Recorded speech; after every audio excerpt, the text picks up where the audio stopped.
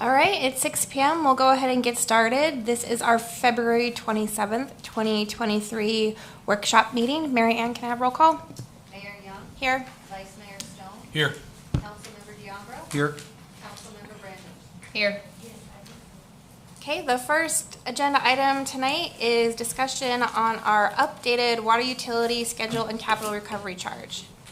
Marjorie? Hi, good evening. Marjorie Craig, Utilities Director. And what we brought forward for you today is a look at our financial forecast.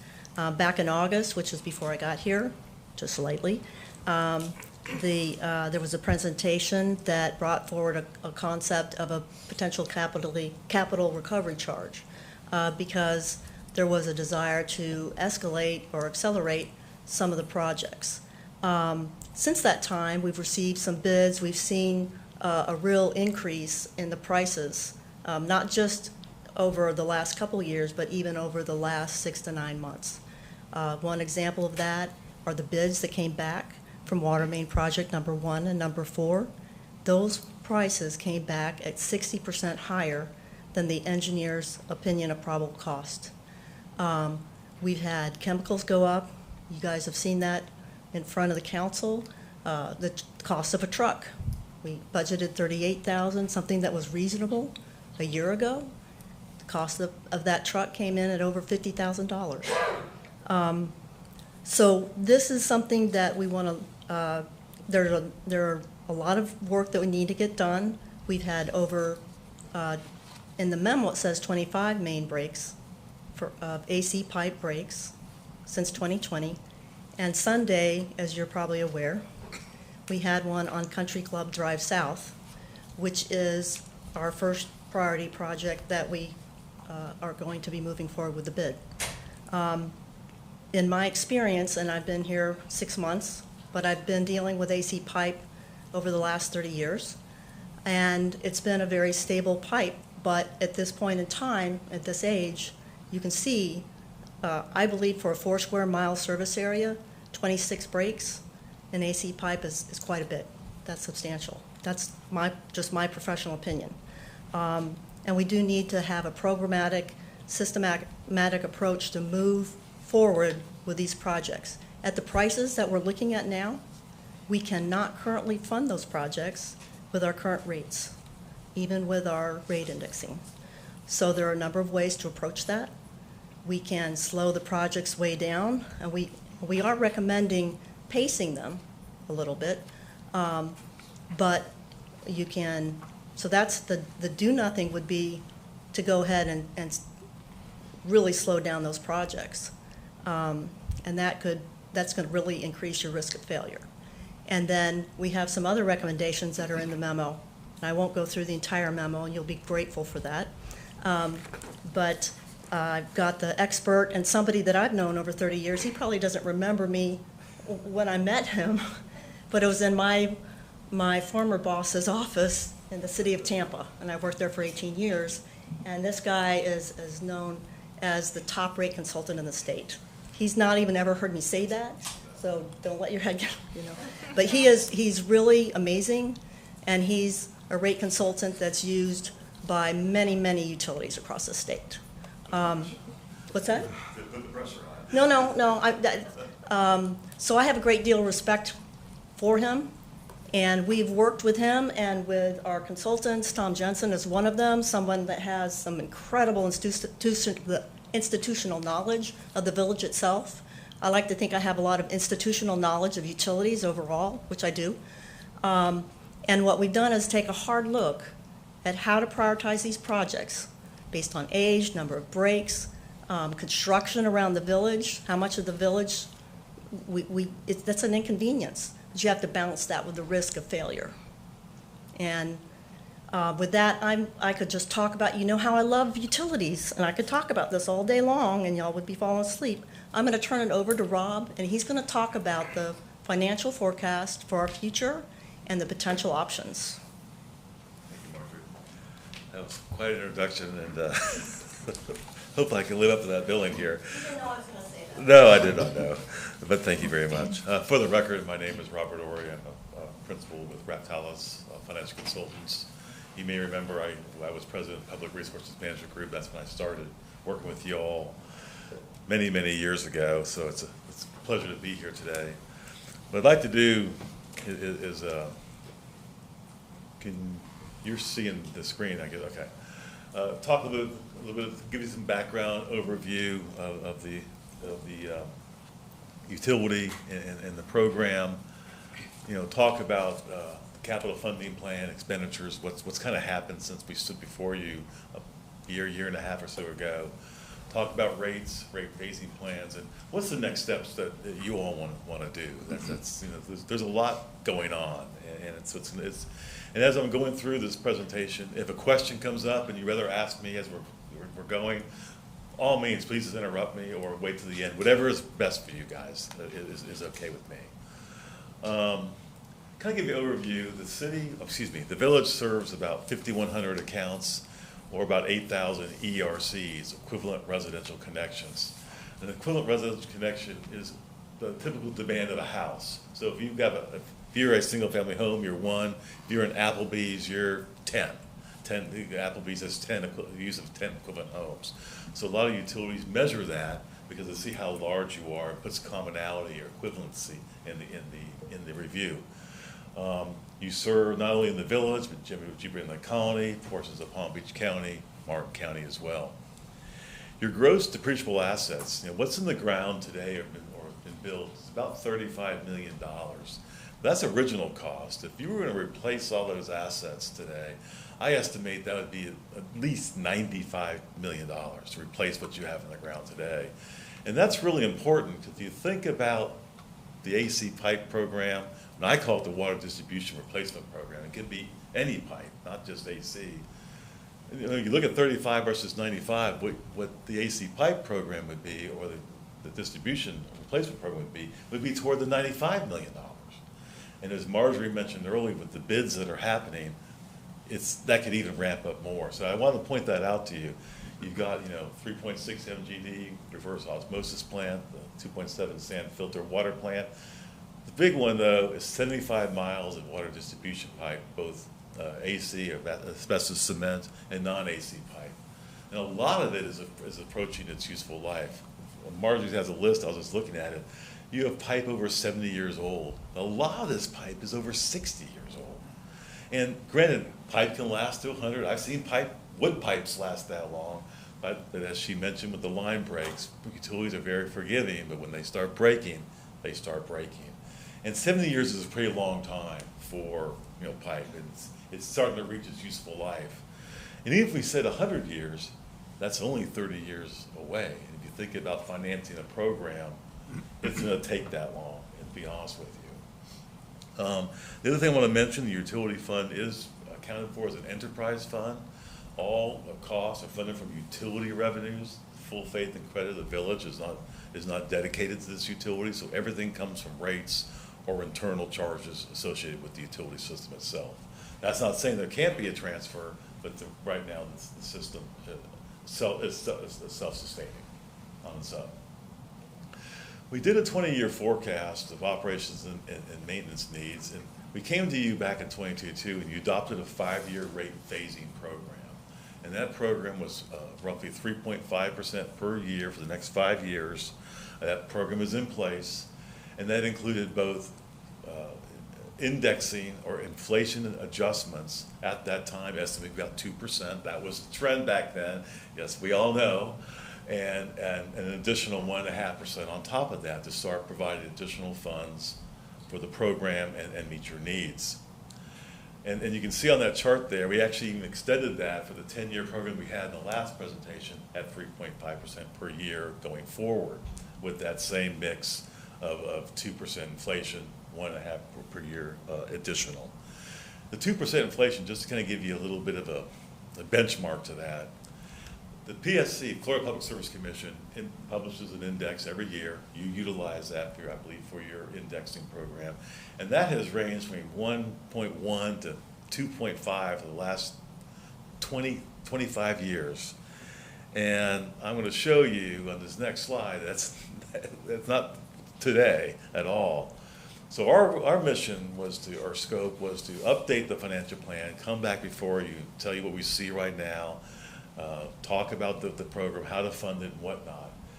But a lot has happened in 2 years, as you well know. I mean, we've had COVID, global issues, supply chain issues, long lead times for goods and services. I've got a client that can't finish a job because they can't get a pump. There's a 6-month lead time on a pump, which is terrible. That's money. And there's labor issues and wage adjustments and a lot going on right now. And if you look on that little chart on the right, actually a client of mine over in Hillsborough County who's having these same issues produced this not even a week ago, and it just really got to me. I said, I think I want to share this with you. This is what they're seeing in terms of the cost of like ready-mix concrete, pipe, what's happening, and you're experiencing that. Marjorie's comment about the 60% increase in that pipe bid links to this. But I really wanted to show your attention to that green chart on the left. Since 2020, the CPI index has changed 13%. This is January to January.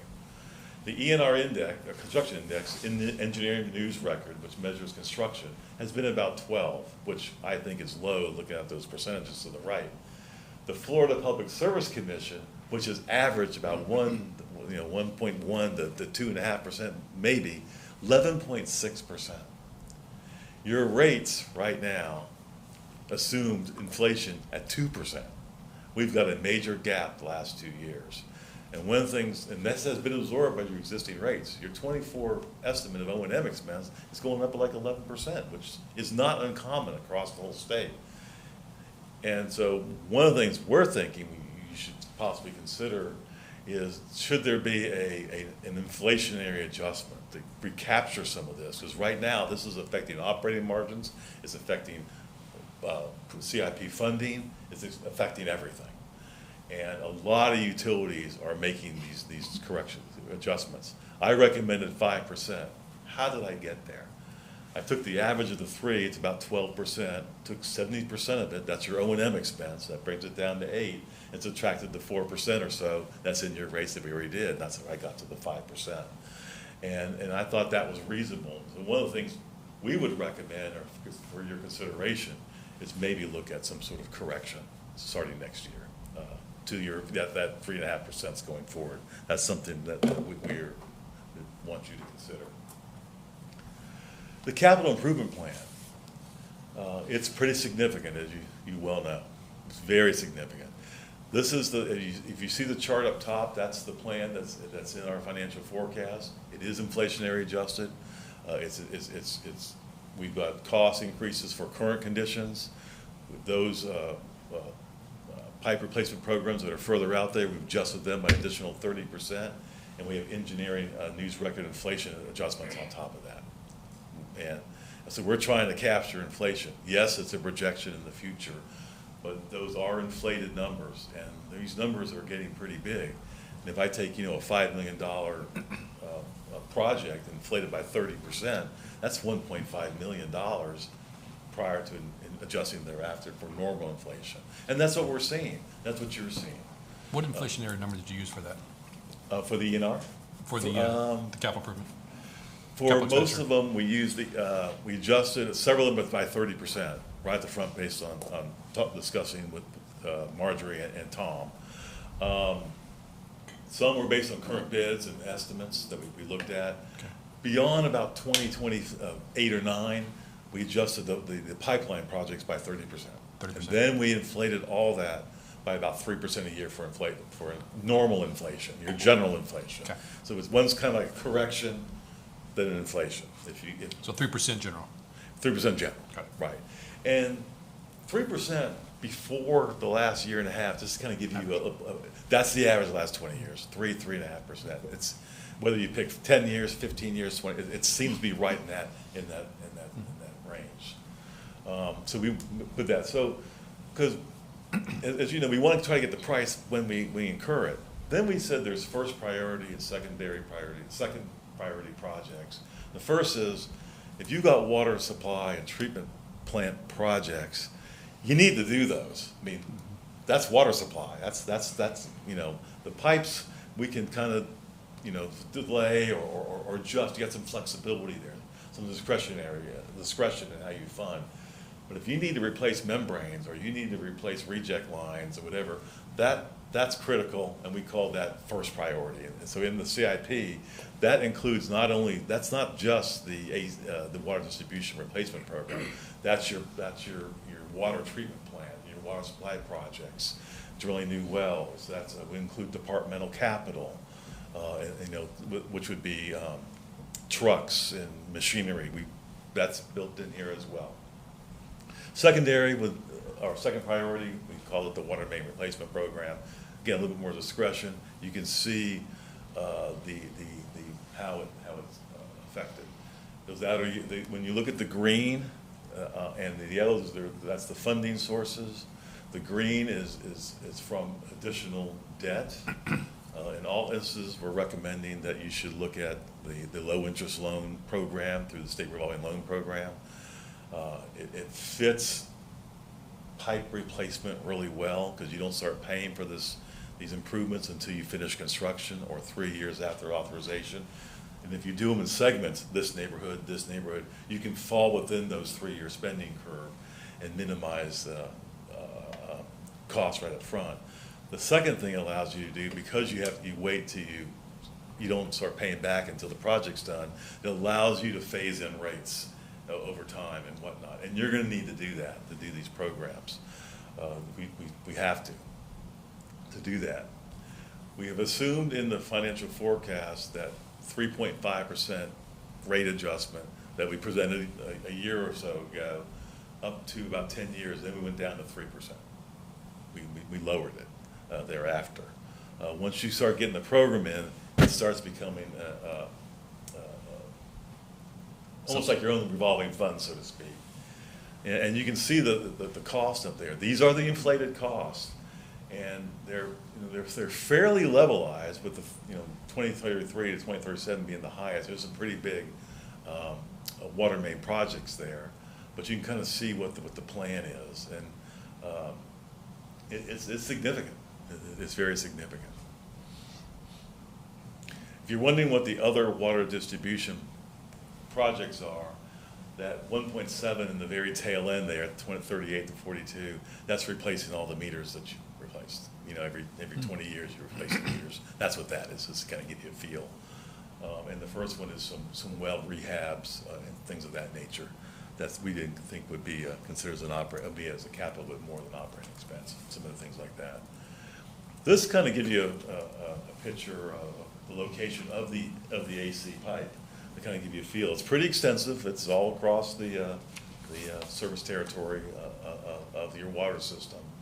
And if you really want to get a lot of details of that, I would turn it over to Tom. If you have any questions, Tom, you don't mind helping me there. But you can kind of see the intensity of where this particular pipe is located right now.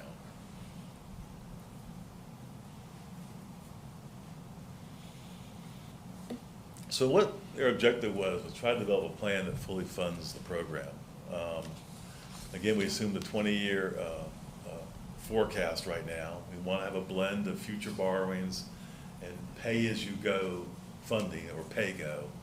We looked at that because you can't bond everything. I mean, you could, but I think the debt burden would be just way too high, and you lose flexibility because you're paying a lot of interest costs. So the key is to have a blend of equity financing, pay-go, and debt financing, SRF, is how we looked at it. I've seen in the programs I've worked on that's a good approach. It provides you flexibility, especially if you're doing pay-go. We all know your priority is going to change. Something's going to happen. A line break here, something at the water plant happens. We weren't even expecting it. A new regulation that allows you, by having the pay-go piece, you can, that's the flexibility on top, but you can adjust with it and then reprioritize, recategorize, and react to it. If it's all in debt, you lose that leveraging capability, or it gets more difficult to do, and rates become immediate, where we'd rather phase them in. That's the flexibility I'm talking about. We think you should try to develop a dedicated source of funding. That's this capital charge I've talked about in the past. Some sort of dedicated program to get this program started. It should be immediate. I mean, You can phase it in over time. The longer you phase it in, the lack of borrowing power you have. 'Cause we want, let me go back, I'm sorry, let me go back a second. If you see the green in the front, we have a lot of debt up front being issued, the SRF. It's fairly cheap money. If you issue some sort of dedicated funding stream, you can start borrowing money in tranches, not all at once. You borrow it for each project as you go forward, and your team can help you with that. Your people who's helped you with the SRF in the past can help you with that. But we'd strongly recommend some sort of dedicated amount. We recognize $10. We said $10. That produces about $1 million a year in revenue, 8,000 ERCs times 12 times $1. It's pretty, somewhat simplified, but that's, charge it per ERC. The Applebee's pays more than the single family. Everybody should pay, because everybody benefits from the program over time. It's, I'll replace your pipe today and your pipe tomorrow. I'm going to eventually get to your pipe at some point, it'll come. And the $10, in my opinion, will bond about $13 million of the program up front. That's with capitalized interest, loan payment fees, things of that nature, over 13 actually, assuming a 2.5% interest rate at 20 years. And it's lower than that, it can be lower than that. That kind of gives you a feel, that's what that gets you. But that's a significant amount of the program, you get those high priorities. Country Club Drive, that just had the line break. That's number one on the list. It allows you to immediately start tackling. In fact, in that one, I think we're going to utilize the existing loan you just got. And I can show you that. Then as you move forward, you look at your cash flow, because the 3.5%, to be 3, will still generate some additional cash. That's your flexibility on rates. If we're over-recovering, well, you can temper that. If it's what I think it is, at 3%, you can bond those streams and keep the program going and give you the flexibility again on the treatment plant side. Again, I know I sound like a broken record, but that's the logic we're thinking here. And I think that program will work, and it's phased over time so you can adjust it, as I see. I did mention the allows gradually for rates to increase, the 5% up front in 24 we would recommend as a recapture to get your margins back up, 3.5% through 2031 and 3% thereafter. This does include indexing assumed to be at 2%. If inflation goes back up to 8, I strongly think you need to reconsider just where you are. But you can watch it and see. If it goes down to 1, we can advance projects or a lower rate adjustment. So there, again, it's your program as I see it. And after that debt, we got the remainder of the programs funded through SRF loans and PAYGO, as I mentioned earlier. Oh, I'm sorry. This looked different to me. This is the funding plan for the CIP that we have there in front of you. And you can see we got operating reserves. That's existing cash you have on hand. You've got several $1 million. I think we can use some funds toward this. We got operating reserves coming over time in the forecast period too. The capital reclassified to operating expenses. There's some items in the CIP. They're big numbers, but generally I feel like they may be more of an operating expense category than a capital expenditure. A master plan, a water master plan, is usually not capitalized, it's expensed. That's what it would be in that number, so to speak. So we've recognized all that coming from rates. Reserves capital investment, what is that? We have built into our model a funding of it's your operating reserves, but we segregated it as capital, identify it separately, so you can see what we've done, have, transparency in the analysis and whatnot. In the capital reserves, I call it an R&R type fund deposit or whatnot, and we're looking at 15% of your rate revenues going to this fund. It's very, at a good funding level. I think West Palm was doing 12%. Hillsborough County, I think, is close to 15% as well. That's that pay-as-you-go capital for any investment you want. And that's about 1.4 million or so, and it grows up as your rates grow, that grows with it. That's very important to have a separate accounting for these funds so we can tell everybody where the money's going for the capital, the $83 million. But that's what that is. You'll see your debt financings, loan, drinking water loan, SRF loan, 502-700, that has been awarded. And that's for Country Club Drive, excuse me, and some work done on the water treatment plant. So you already have that one secure. The other, we have 4 other loans. I call them 1, 2, 3, 4, and you can kind of get a feel of the dollar values for these loans. They're fairly level in amount, and you issue them as you need them. But you're going to have to finance if you want to advance, or if you delay. I would look at these loans as much as possible. It could be really cheap money. But so that's the financing plan we built into the program for you. Quick question on Yes, that ma'am. slide. This slide here? Yeah, well, and it kind of relates to the next. When our operating reserves, on the next slide, there's a note on one of the chart that says minimum 120 days of O&M. So I guess I'm trying to understand for the operating reserves, like today, with costs today, what is that number that we should have? That's 120 days, that would be about 1.5 million. Okay. That's the very beginning of the black line, as you see it there. We just kind of a minimum target. We like to look at that and see. I put my rating agency hat on, S&P, Moody's, and that's kind of the minimum, getting to the minimum level of where you want to be. And it rises over time because your O&M is rising fairly significantly. It's, think of the inflation we just had. When you saw operating reserves prior to this, at the very first line there, some of that is coming from that blue on the left. You can see it going down. And we have a little dip at the very end of the project. I thought that was kind of far out there, so I wasn't that as concerned about it. But that kind of shows you where we are. What I did want to do is have that blue go way below the black line. To me, that would be too risky. You don't have enough reserves. You have that happen, and you don't have the reserves sitting there. Now, the one on the right is not in the blue at all. That's that capital reserve I talked about earlier. And it flows and grows. And if you look at that, there's a lot on this graph. So let me explain it to you. The bars you see, those bluish color bars, is that deposit I mentioned earlier, 15% of revenues. That's what that is. That rises over time as your revenues rise with the rate increases. It does not, that $10 surcharge is not in that number. It's of your rates only. So if that goes away, that doesn't change. I wanted to have that stability of a deposit. I guess that's kind of green, I guess. The green mountain behind it is cash.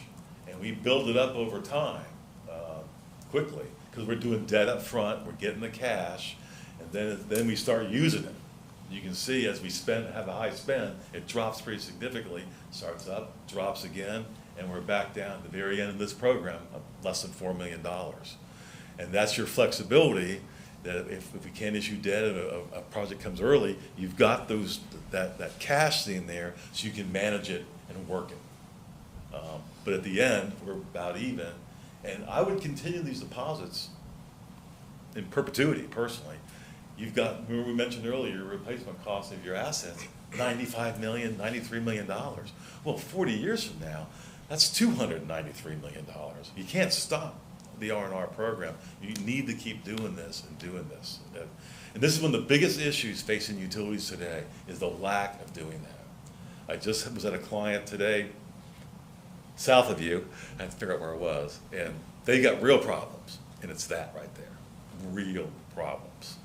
And in fact, their plant, their water plant could fail, and they're not ready for it. That's how serious this is. So in any event, the black line is the spending from that fund. You can see in low spend periods, issuing debt, the fund grows for your convenience. And if it gets too high, lower the rates. Adjust the rate side. So I think that works really good. So what I'm really saying is, you need to visit us often. This is your rates right now as you stand with other, your peers and neighbors in Palm Beach County, Martin County, et cetera. And the blue is the other utilities, obviously. The orange is the Village of the Cuesta. The one to the left is your current rates. The middle one would be the 2024 rates without the $10 additional charge. And the one to the very far right, at the higher level, would be with the $10 charge. A couple things to notice. Yes, that one at the far right is high compared to the other utilities. That's your 24 rates. These are all 23 rates for the other utilities. Now, I'm not going to tell you they're all going to go up 10, 15%. I will not tell you that. I know Martin County's going up by inflation. I know Town of Jupiter has got, I think, a 3 to 5% rate increase coming. Did you check on Polk County? Because that's not. Yes, we did. Okay. It's Is pretty, it- yeah, it's, yeah. Is it, and it's subsidized? Yes, by yes, it's Silver? subsidized. Yeah, it is. It really shouldn't be taken off the. Yeah, well, it's there. Riviera Beach, we're talking water, could be as much as 40%. So, Stewart, I know, has got multiple increases coming. West Palm Beach is looking at a study right now. They've got some other issues in terms of service availability. But the point is, they're gonna rise up. Are they gonna rise up to $52? Probably not. But I think over time, with 3% increases, these are gonna be rising probably faster. I think your rate comparability will be good. You are not the highest, even with all this change. And I know those others are looking at raising rates as well, and same with Lake Worth and whatnot. So the point is, this kind of shows you where you are today. But I can't project where you'll be 10 years. I can project you with the plan, but I can't project the others. I don't know what they are. But so it kind of gives you a feel on what that would be. Just before I forget, Yes, ma'am. because you said several times we need to revisit this plan, how often do you recommend revisiting it? This plan? The plan, yeah. Well, you know, I would say at least every 2 to 3 years, if not at least 2. Unless, if there's not a lot of change and you're following the plan, let's say, I think you're okay. But if you see a lot of positive or negative, and also part of your budgetary process, you're always going to look at it as part of your budgetary process too, at least a single year. So you can put all those in and make your decision. If inflation stays at 6 to 8%, I'd probably revisit it again 1 to 2 years easy. If capital costs start dropping, the plan revisit may not be rates, it may be speed of the program. You may want to advance it. Or if interest rates drop, if you can get interest rate loans at, say, 0.3% interest from that SRF, you may want to double the amount that you're borrowing. Then your issue becomes how much do you want to disrupt the community? Because you know you're putting lines in, doing all sorts of stuff. So how far you want to go? But as you look at your budget and whatnot, I think those issues will rise and come to you, and then you can make the decision. Do you want to look at it? But not looking at it's not a good thing. You should keep updating it. This is not for me. This is really for you. You should keep an eye on it because it's big. It's really big. Well, So- as the system continues to age, you're talking about the line breaks and disruption to the community, but as the system continues to age, that could become more and more of a problem. It can, and that's the issue facing, like, well, look at Fort Lauderdale. They had major issues, same with Miami-Dade. Those are in a bigger scale, but that's what their problems were. And you are right. The problem doesn't go away if you defer it. The problem is still there. The concern becomes the projects are pancaking. Yeah. And that's what you don't want. And I think you have time. I think, I have to turn to the engineers. I'm probably going a little beyond what I should, but I think you have time, but as time goes by, you don't have that time. This may be more of a question for the engineer, but is it technologically possible to survey the system? I don't know. I don't know what, almost like some type of underground radar or ultrasound or whatever, to survey the system in an economically feasible manner to determine where the weak points really are. And we had all these line breaks. Is there some way of, instead of just always being reactive once they occur, is there some way of using technology to look at the system and say, hey, wait a minute, we can identify certain places where we think we may have an issue. Let's get ahead of it instead of let's reacting after the fact. I don't know the answer to that, but that's why I'm posing the question. So there are a number of ways to look at your assets and prioritize your replacement programs. And I've been doing it since the beginning of my career. A lot of it is the institutional knowledge of your field staff, because they know where those breaks are. They know where you may have weak pipe or particular materials. But you also look at where those breaks are, which we did, and you look at the age of the pipe. Age is not always an indicator. In Tampa, we had cast iron pipe that was over 100 years old. You line that pipe, pretty good. Better than the 1970s poly pipe. So pipe material, age is one factor. But this AC pipe is really, we're starting to see this uptick in breaks. And when Rob says we have time, we have some time, but we've got to start addressing it before it really becomes like you stated, a reactive problem. Well, So the technology question, there are ways to, and Tom, you probably may have some more information. In the sewer industry, there are a lot, you have cameras and things that you can put in the pipe to survey it. I mean, I think we recognize the urgency of this issue, and that's why we wanted to accelerate it if we could. Yes. And for all the reasons you've all referenced here this evening. But I just didn't know if there was a way to even further, aside from just, okay, we've got breaks here, and our field people know that, and they have that experience.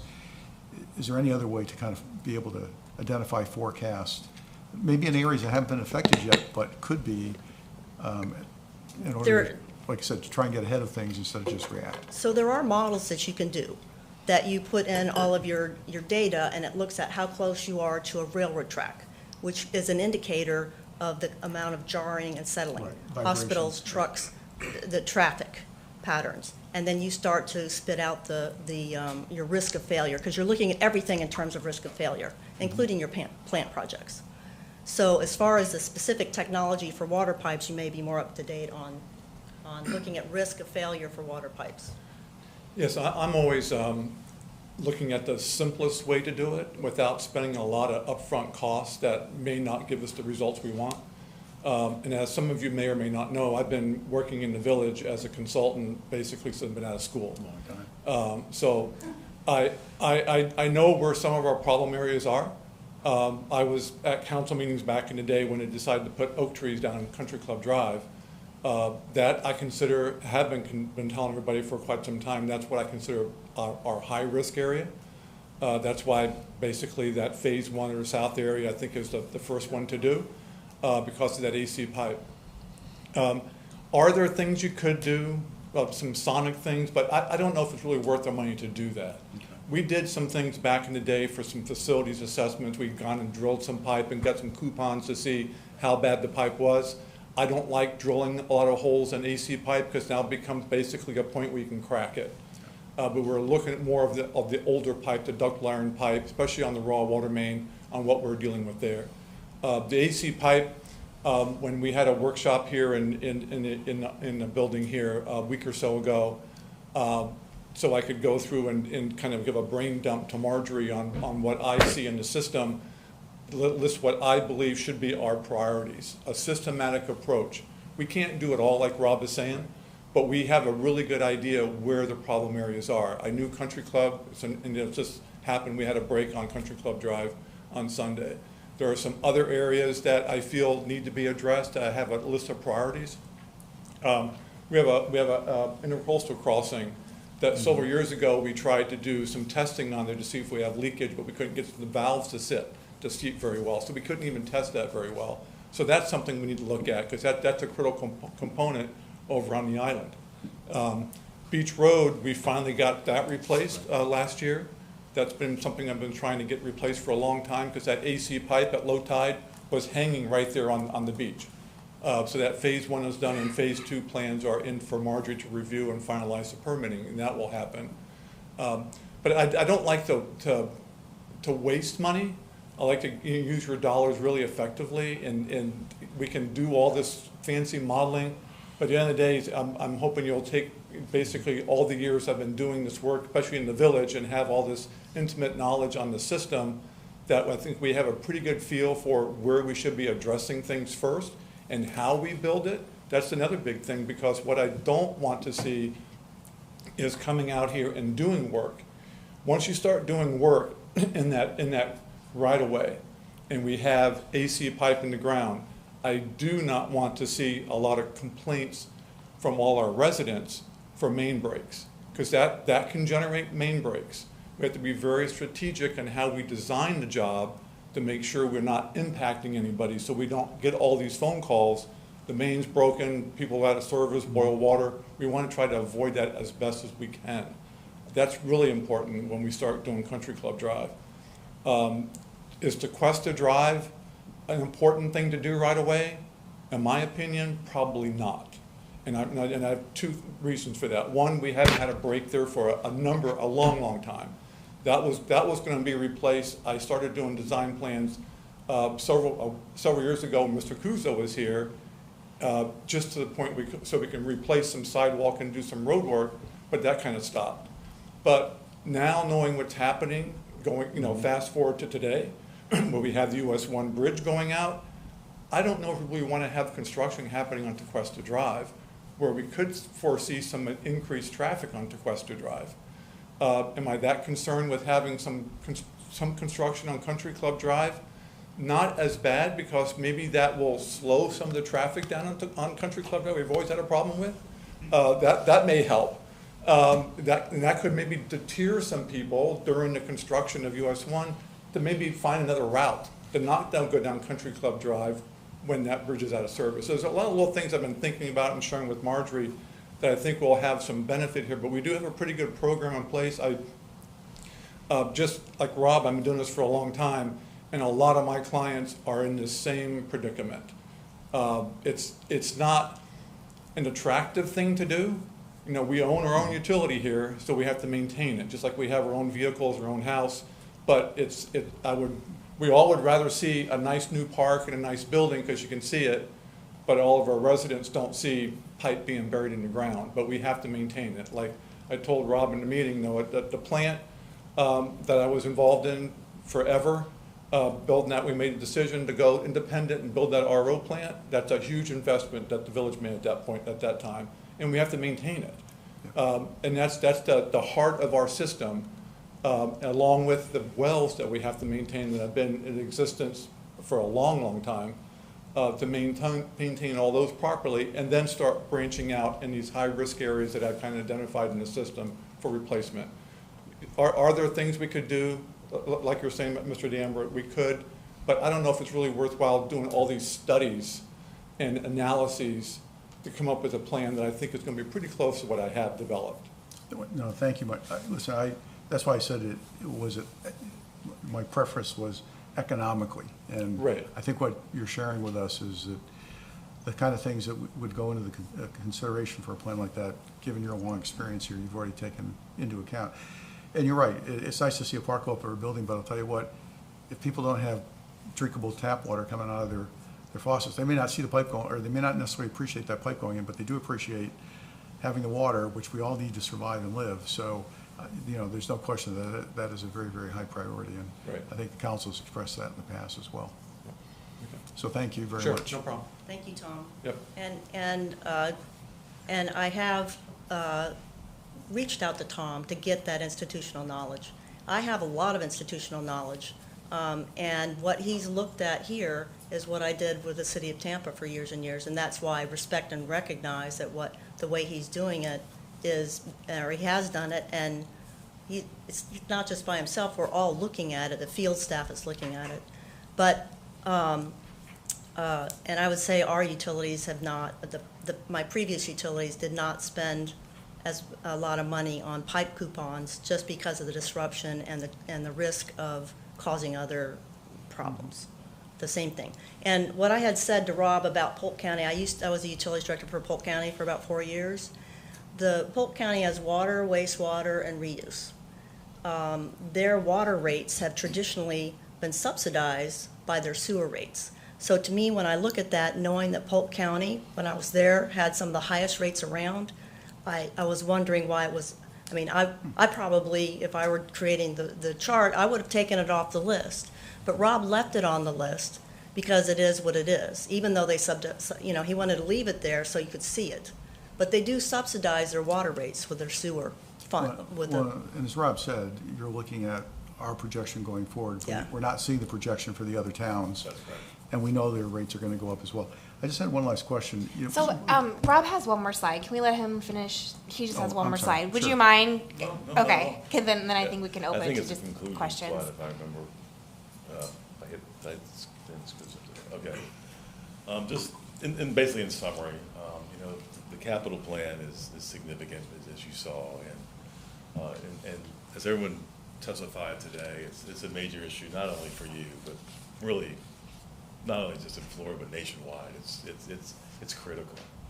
The plan didn't just focus on water main replacement, it focused on the whole CIP of the system. And I think you have to do it that way. You got to look at everything. But as we all know, the water main assets, especially the AC pipe, is starting to reach useful life. We heard about line breaks today. When I saw the list of the ages when they were installed, 1950s, 1960s, it doesn't seem that long ago, but gosh, it kind of is. Until I remember those years, that's a problem. And you need to have more of a formal plan on how to address this. Just each year saying, well, I got $1 million, okay, let's do it. I think it needs to be more programmatic. Doesn't mean you can't change it, but I think having a plan for something of this magnitude is best for the village personally. We talked about the highest priority and phasing in, but keep in mind, as you look at these, you gotta look at funding. This may be the highest priority, but what's the biggest bang for the buck? I can get these two done, maybe not this one, let's get these two done. So as you look at this, don't forget financing and funding as well as we look at this program. As I mentioned earlier, with the amount of inflation that's affecting your costs, your operating margins are declining. What does operating margin mean? That's the total revenues minus your operating expenses gives you the net margin. That's available for debt payments, capital funding, pay-go. If that number's shrinking because our rates are going up 3%, our O&M is going up 12%, which is happening to all across the country, then your availability of funds is getting damaged or eroded. And so this, I recommend you just to consider that. You may want to consider something like that. Get a one-time correction, and then keep the 3.5% until you finish your rate program, which you've already adopted. That's something I think I would really invite you to consider. It would really help this program as well. I do like the dedicated base charge or capital recovery charge addition to really kickstart this program, start issuing the debt, the low interest rates, start this program, and allow your rates to catch up, to switch it to pay-go capital over time and minimize the debt financing as much as you can, but you're going to need it up front to do this. If you want to wait, it's going to take you a while to get this program in. We can finance these projects now, but you're going to need some sort of dedicated revenue stream. Without the dedication, you probably will not be issued the amount of debt we're talking about here, which is going toward the $13 million over time. I don't want to do it all at once, because you got to get the projects in and let less disruption and less interest being incurred as you go forward. So that's kind of why I like that. And you have, again, flexibility. And as you mentioned, review this program every 2 years, maybe 3, depending on the volatility you see in the marketplace right now. The key is don't not keep looking at it, because it will change. That I can tell you, it will change. And what I'm saying today, I come here 2 years from now, I may be saying something a little different just because the fact we have a benefit or detriment happening, and you want to adjust to that. The key is to keep the plan as even keeled, stay in the boundaries as much as you can, and it'll work, I think. And that was all I had. So. Okay, thanks, Rob. All right, Frank. One last question. We can charge a 25% differential for non-Tequesta residents. Would that 25% differential also be available to us for the capital recovery charge? It could. I didn't assume it. We kept it flat. That is it. But yes, you could do that. We did not index it either. we kept it flat as well. If you indexed it even at 2%, that's $3 to $5 million additional cash over 20 to 30 years. I mean, we kept that part, said let that be the program and let the rates be the program. The rates escalate, the additional cash flow from that, then dedicate it back to the program. So we kept the other two flat because you're adding the cost onto the customer's bill all at once. And that's what was our thought. But yes, you could index it. You could build in a rate and get a 25% surcharge. You could. And that would affect these numbers, and maybe we could lower the 3.5% to 3%. Something like that. But I did not do that. I think, there's been bills filed this session already to, in relation to water utilities being required to charge the same rate as they do for people within their incorporated boundaries. So we would need to keep an eye on that because that could affect this too. Talking about getting rid of the surcharge or making the rates all the same? Not allowing the surcharge. That comes up, seems like every 2 or 3 years. It does. The counties Up don't want again this it, year, the so. municipalities really like it, Yeah. Yeah, I'm not surprised you say that. Yeah. And that would be a game changer on your revenue, as we talked about financing. That's a very good example. Yeah, that would have a meaningful impact on our revenue stream, just like they're talking about trying to cap. Yeah, I would say make a correct, unless you're okay, you make an adjustment, like you said, levelize it out. These go up and these would have to go down, I would assume. But you know what? Every municipality on that graph I showed you probably has a 25% surcharge. Some are very high. Sunrise was on that list. Sunrise, 80% of their customers are outside the city. It's huge there. Yeah. Where West Palm, it's very limited. So the impacts will be different, as you can imagine. But very good. That's a very good point. Any other questions? That was it for me. Are you aware of any utilities that are overfunded? Overfunded? Well, I can tell you, there's a lot of utilities that have a lot of cash sitting on their books right now. I'm not sure I'm going to give you names, but some of them are very big. I found one the other day that they're over appropriated. They're underfunded, even though they have a lot of cash. They spent the cash twice. Already spent it. But many are highly liquid. I wouldn't call them overfunded because they got projects attached to them. Mm-hmm. The problem is they can't do the projects. Right. I mean, that's a major, major issue. And that's why I like the plan that they were talking about. You look at each segment and keep adjusting, like you said, and keep looking at it.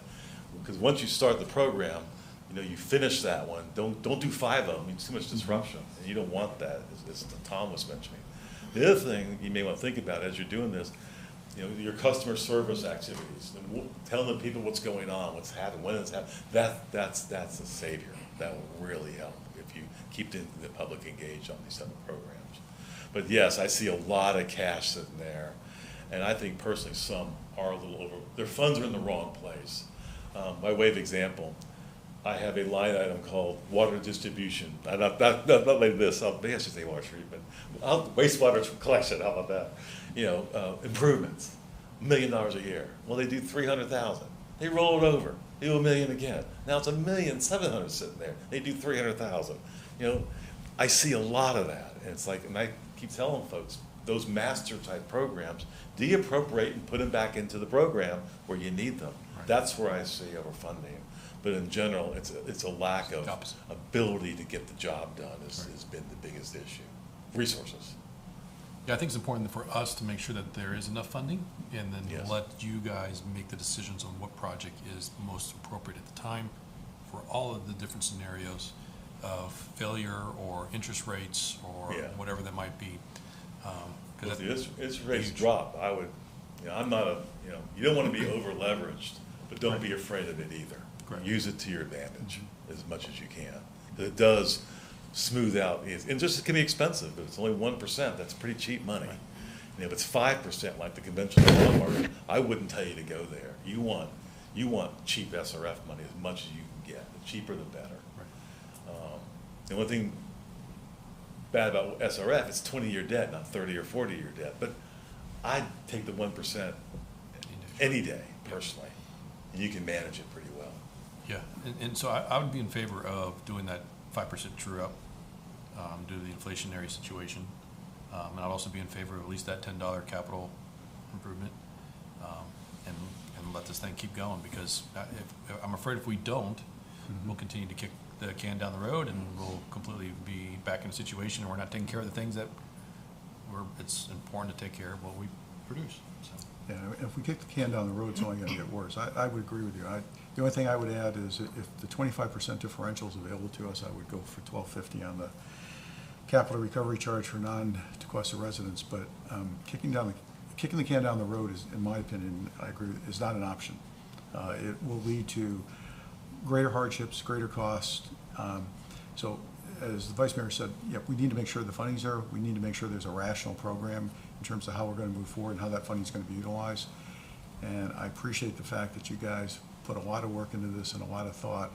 And I think what you've put before us makes a great deal of sense. I mean, as I said, water is obviously one of, you could argue, is the most essential of all the resources that we provide to our residents. And having clean water and having it readily available is critical to life. Yeah. So. My comments? To kind of echo on all that, just so the residents know, this isn't something that came out of the blue. We aren't coming at you. This has been on the past several years. We've spent a lot of time working on goals to set infrastructure goals with a plan, with 1-year plans, 3-year plans, 5-year plans, 10-year plans, and this is part of that, but this is something that has been kicked down the can and Band-Aid, and unfortunately we're out of Band-Aids.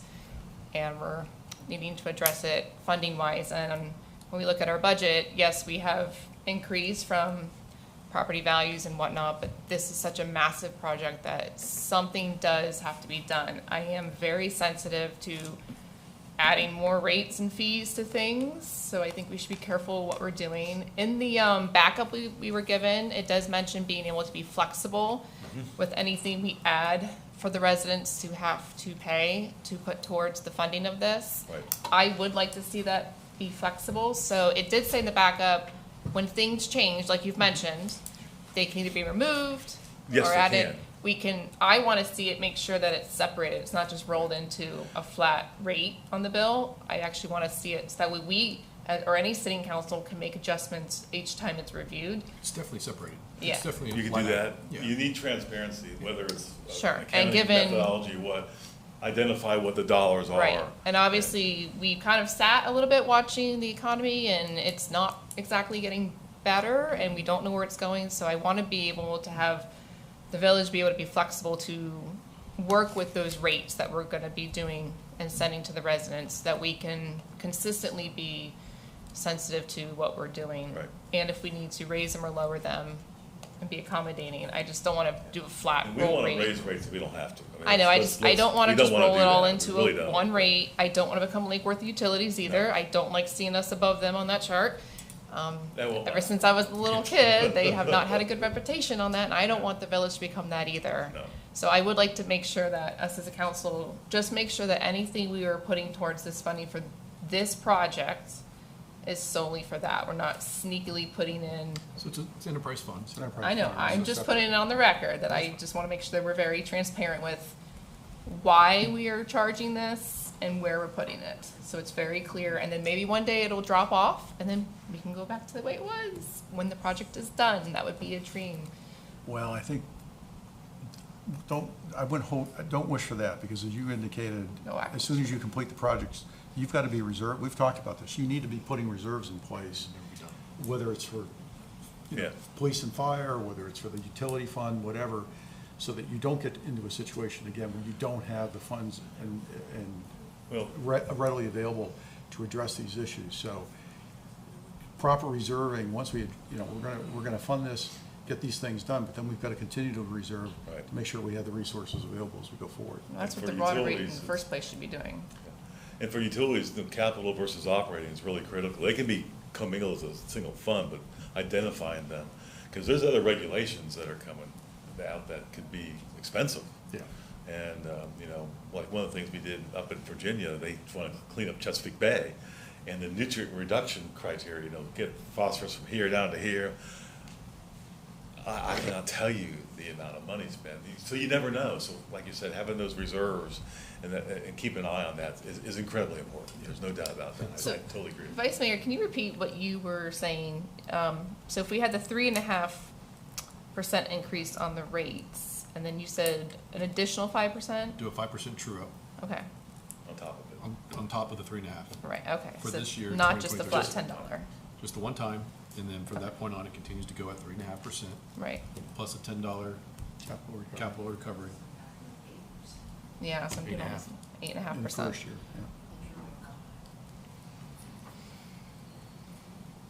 yeah. So is that 2023 or 2024? 2023.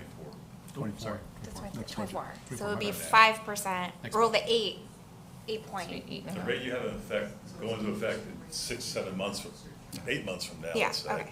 That would add 5% So on the top. added It 5% wouldn't would be be- just, I mean, you could do the 5% today, but I figured it'd be just best let the rates go until you make the rate adjustment. That's your plan right now. Yeah. Stay with it, just make okay. the correction. So 2024 would be add the 5, Right. and if we choose a $10 recovery, and you- then, You can phase that in over a year or two. You can't phase it over 5 or 10. There's not enough revenue coming in. You won't be able to issue. But if you want to do that over 2 years, that's okay, because it's going to take a little while to, get on the request for inclusion on the SRF and go through that process. But you don't have 5 years to do it if you want to get to that level. That's what, there's a little flexibility there, just so you know. so the $10 is for a year too, or does that, It'd be, if you want to do 5 and 5, that's okay with the plan. Oh, I see what you're saying. 10 is Break it up. better up front, because time value money, that's another $100 million sitting Yeah. there. You got, or say $500,000, you get 5 and 5, Yeah. you've lost $500,000. But- That's how much it is to you. But That's the key- that's how much that is. Sorry, but I keep hitting this thing. everyone does that, you're right. But the key is that facilitates the debt. I'm You're sorry? allowed to get The the debt. key is that facilitates the Yes. availability Yes, of sir. debt to move these projects forward. And in the debt with SRF, keep in mind, they still are gonna ask you for a coverage requirement. How much, after you pay that operating margin I mentioned earlier, how much does it cover your debt? Yeah. And they're gonna ask for that. Now granted, we should be way above that. It's pretty low. I think it's 1.15 times. That revenue has to be 1.15 times your debt payment. It's pretty low, but they're gonna ask for that. But I look at it more from the rate agencies, Fitch, Right. Moody's, because that really governs management more than the SRF. That's pretty low stuff. And I just have two more questions. Sure. The first, because I don't know if I'm fully clear, because the original plan when you guys started the water main replacement and the original, I was on council when we approved the rate hikes, but you guys started the plan before I was even on council, so I know it It was predates actually done me. about 10 years ago, nothing was done. And that's, I didn't know that. And But then you guys were working on it before I joined council, and so that one was like 60% or something replacement by It was low. X amount of Like years, 20, right? 30. And then I think originally we wanted to reengage you because we talked about accelerating that. Correct. But then it turned into, oh wait, we have to update the entire plan because of inflation. So this plan in front of us, what is it? Is it to replace 70%, 80% by X amount of years? Or is it 100% Of the pipe? replacement? Of the pipe? Yeah, just the pipe. Take I the think water we- plant. I think what it we will did was- replace close to 100% of it. Over The 20. debt will go beyond 20 years. 'Cause Right. hold on. But this isn't gonna be accelerating anything. It's kind of keeping it on pace. Well- They will be making the best judgment of when to replace the pipe. I think what we're seeing is because of the inflation and the increased costs, the desire to accelerate has been replaced with a longer-term plan that replaces it over That's correct. Okay. That's correct. a more extended period. Great. I want to make sure that was clear. Yes. Okay. Now, if you want to collapse if you look on this, you have this, if you have the chart, okay, on your screen, okay. You look at debt 1 and debt 2, I mean, they're kind of staggered, so to speak. If you wanted to collapse into one loan, you could. That's a lot of activity in the village too, and that's what makes me nervous, is there too much disruption? I'm a kind of a program guy, I like to, kind of compartmentalize a little bit. But I think stuff like overall, the this. acceleration has gone away. This is just to keep pace and replace as the utility department sees fit. But I think the B side of that record is, don't wait 10 more years and start it again. Yeah. I think that's the B side of what you're saying, if I could. And the reason we words wanted to around it. accelerate is because interest rates were low, and we saw interest rates Yeah. getting ready to Now start they're going up. high. And we So thought. now it's like, okay, let's pause. Interest rates go low, we might want to And accelerate. they've come down, the conventional markets dropped, I've seen 60 basis point swings, but then it goes right back up, so who knows where it's I going. think they pop back up again, but Yeah. one question, you were talking about disruption and you're talking about Country Club Drive.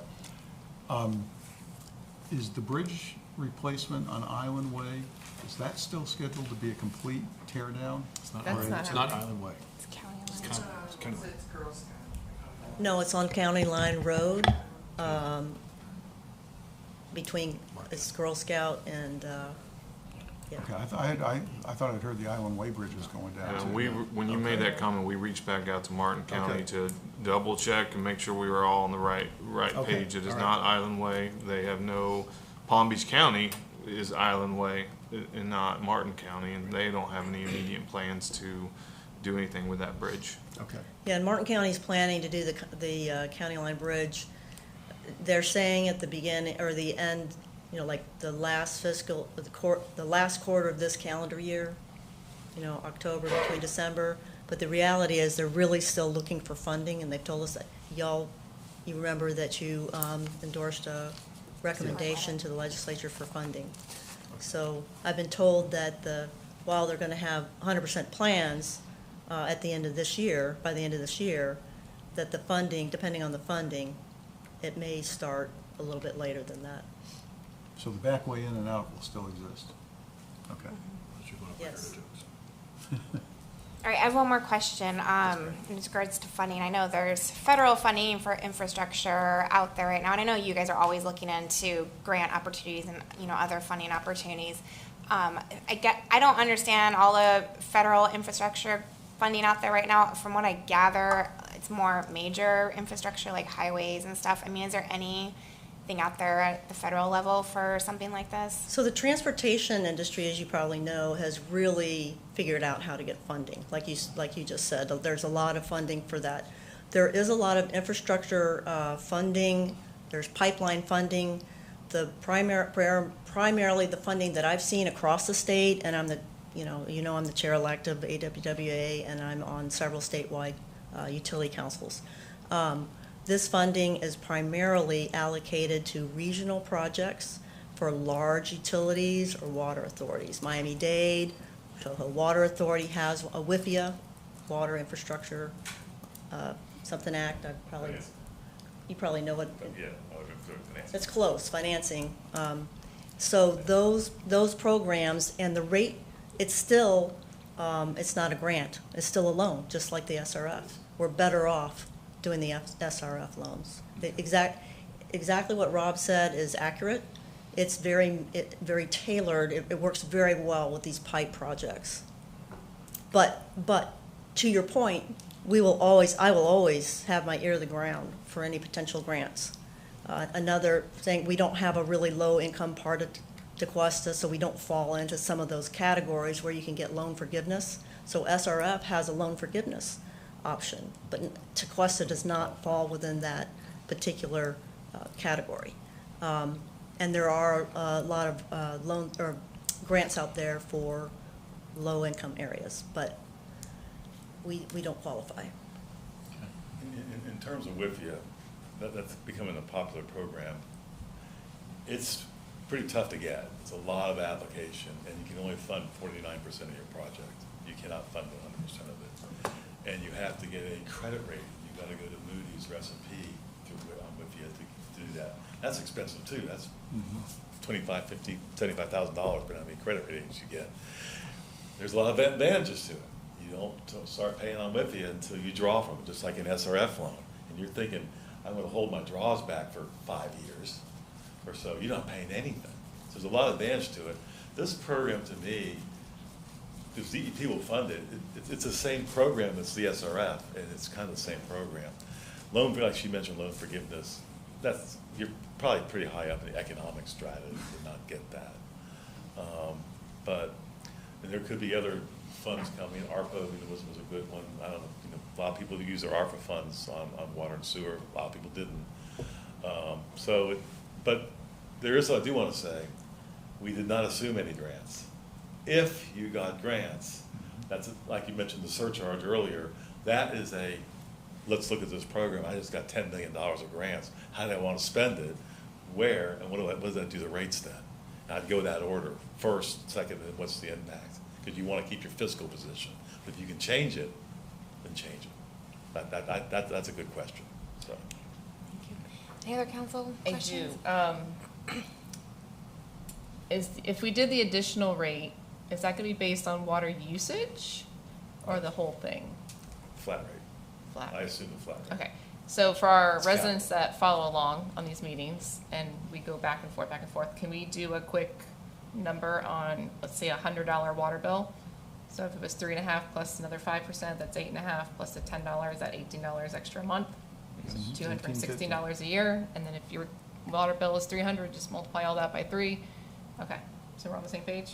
I wouldn't multiply by No, I 3. don't think it. No, I'm saying if your water bill was by, Nope, because it's $10 The flat. $10 So it's is flat. it's flat. so it's So it's 8.5% everybody, plus so it's 10. 8.5 based on your water, Plus 10. and You then can just build it 10. into the flow charge. My Nope, that's why I'm theory- asking, so Okay. we don't have any confusion on social media. To me, because it's capital, it's fixed related to infrastructure, whether I use water or not, more readiness to serve. And you want revenue stability because you're putting debt to it. I put it as a base charge. The way he presented it, now, he did say we could index the 10 or 12.50 for Yep, I non-residents. but- guarantee someone's gonna post something tomorrow, and then it's gonna, But that's not the proposal. The proposal Right. is just a flat amount. okay, so $10 by itself, and then the rates are based on your usage, okay. Wanna do Your that? normal rates are still your normal rates in the tens. Yes, Yes. okay. Everyone's paying $10. It's an increase. I'm not gonna sugarcoat this. No, I just wanna make It- sure it everyone is. is aware, because everyone has a different amount. But you've got a significant program. That's exactly why I don't use city Right. water for, well, or sprinklers, but, you know. No, I would not do that. You can't. Okay, well, It's thank- expensive. Thank you for the clarification. All right, any other council comments? I'm gonna open it for public comment. Yes, ma'am. Any public comment? Mr. Bradford?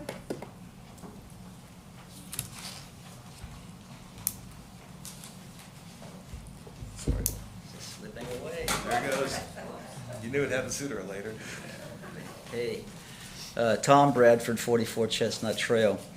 I heard some of you talk about this. To me, you have to temper what you need to do relative to the customers, most of whom are Tequesta residents. I was just sitting there doing the math on the $100 bill. That's if you do the 8.5 plus $10, that's an 18.5% increase in one shot for somebody that's paying that. I think the secret to tempering is, I can see the need for boosting some of these things and the catch up because of the inflation.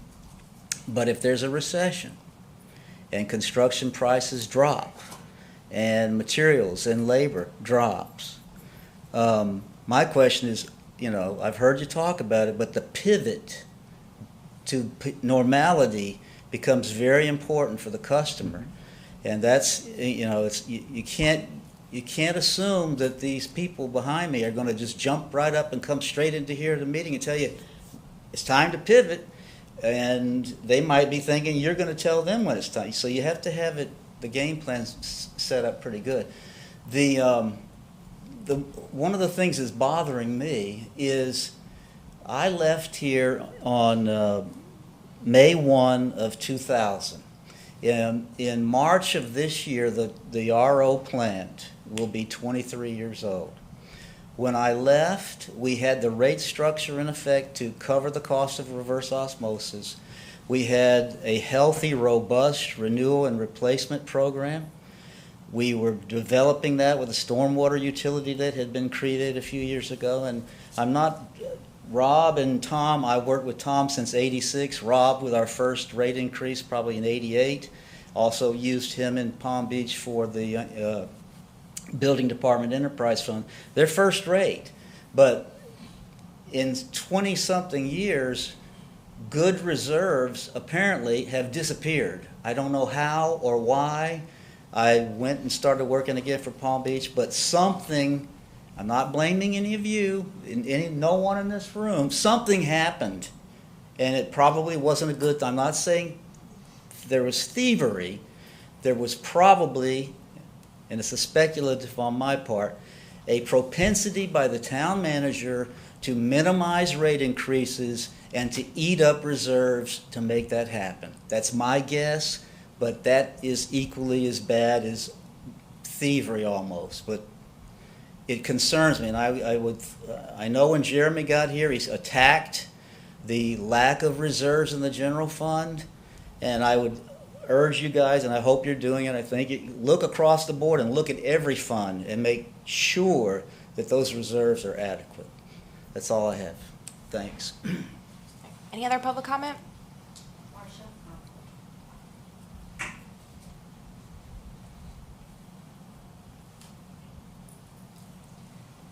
Marcia Nielsen, 94 Beechwood Trail. That 18% would be about 30% for my bill because I have a low bill. So I would say maybe you should think about that $10 thing should be not just a flat fee. Because my bill is $40, I'm paying a lot more percentage-wise than you would pay with $100. So that's not fair. And plus, it doesn't, if you're looking for conservation, which you should be, at least looking at that, I have no, there's no incentive at all if it's a flat fee. I just don't think the flat fee is fair at all for those of us that don't use a lot of water. Thank you. Any other public comment? All right, so I think consensus is for Jeremy to bring it to the next council meeting, the proposed plan. Okay. As far as the flat fee goes, are we saying 10 for across the board is the proposal, or are we saying the 25% differential for non-sequestered residents? I'd be in favor of the 25% differential for non-sequestered residents. I would say $10 across the board. It's capital. It's not. I would say $10 across the board. Okay. And maybe provide some options for that $10, like you said, if break it up 5, like show us what it means if we do 5 one year, 5 the other, or maybe weigh it depending on like what Marcia just brought up. It'd be nice to just analyze those options too before we make a decision. Yeah, so my thought, we bring you guys the plan, have a decision or I guess a vote to give direction to staff. We'd obviously have to make sure we notice and do the water rate increases as we would need to by statute, but give you guys a decision and final decision as a council to make on that. Yeah. Well, and I think we mentioned in terms of the timing, and I think this would be part of a rate adjustment for the next fiscal year, not. Right. Yeah, that's what. There should be so plenty of it's time not- for all that. Yep. Yeah. But I know there's a couple things here that will give you guys options and what it means, and you guys can, chew on it a little bit more too, so. Okay. All right. Thank you, Rob. Thank you, Tom. Nice And to meet you Marjorie. again. All right, moving on. Agenda item 2, parking study. Nilsa? Sorry. Good evening, Madam Mayor, Council Member. The current village code does not include requirements for guest parking. So the subject proposal that is in front of you tonight is a parking demand study that will be prepared by traffic engineers and will provide information to prepare a zoning code amendment to include guest parking. So the proposal that is in front of you was prepared by McMahon and Associates. They are traffic engineers. And Mr. Trent Eversole, please. He's here and he has a presentation for you. Good evening. For the record, Trent Eversole with McMahon Associates. I'm afraid I can't make a parking study sound nearly as interesting as Rob does with utilities, but I do believe I can make up for it by being brief. That's just as good. So, as Nielsen said, the purpose of the study came about because the current parking code just addresses number of spaces per unit for residential. It does not have criteria for guest parking. One example, I think, where this is becoming a problem, some of the new developments might put all of their 2 parking spaces per unit behind a gate for for the people who live there, and there's virtually no place for guests to park. So the idea behind this study would be to provide justification for a code amendment. We intend to look at 3 of the districts, the mixed-use district, the R2 and the R3. The study would include, the big part of the study is the parking accumulation. What we would start with doing, for the sites that are chosen, we would do an inventory of the existing parking, looking at what's there in terms of and I see I have a typo in my slide, I apologize. Visitor versus guest doesn't make a lot of sense, but the residents versus the guest parking, to see if any of the spaces are occupied by something that shouldn't be there, like a dumpster, and the handicap accessible spaces. Parking accumulation, as I said, is the big part of this. Niels has asked us to look at both weekdays and weekends, peak season and off-peak season. We intend to look at 4 sites, 1 in the mixed use, 1 in the R2, and 2 in the R3. And we would look at 4 time periods during the day. The intent there is to look both at the time periods where we know that spaces tend to be full with the residents, but then also look at the time periods where there might be overlap with guests or parking for workers, lawn maintenance, that sort of thing. So really, the next step would be to look at the site selection. We in our proposal, we did not identify sites. We would look at the development sizes, whether the parking that they have is gated. You know, we would need to have access, obviously. Some sites have private garages, and that wouldn't be a good thing. What's the mix of the units, and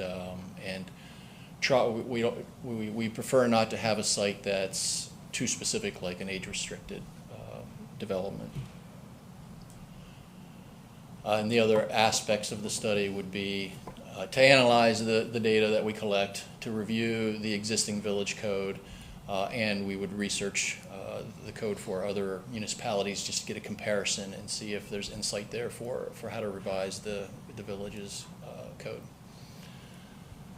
And this is just the zoning map in case there's any questions, but that's it. I told you I'd be brief. Thank you. Council comments and questions?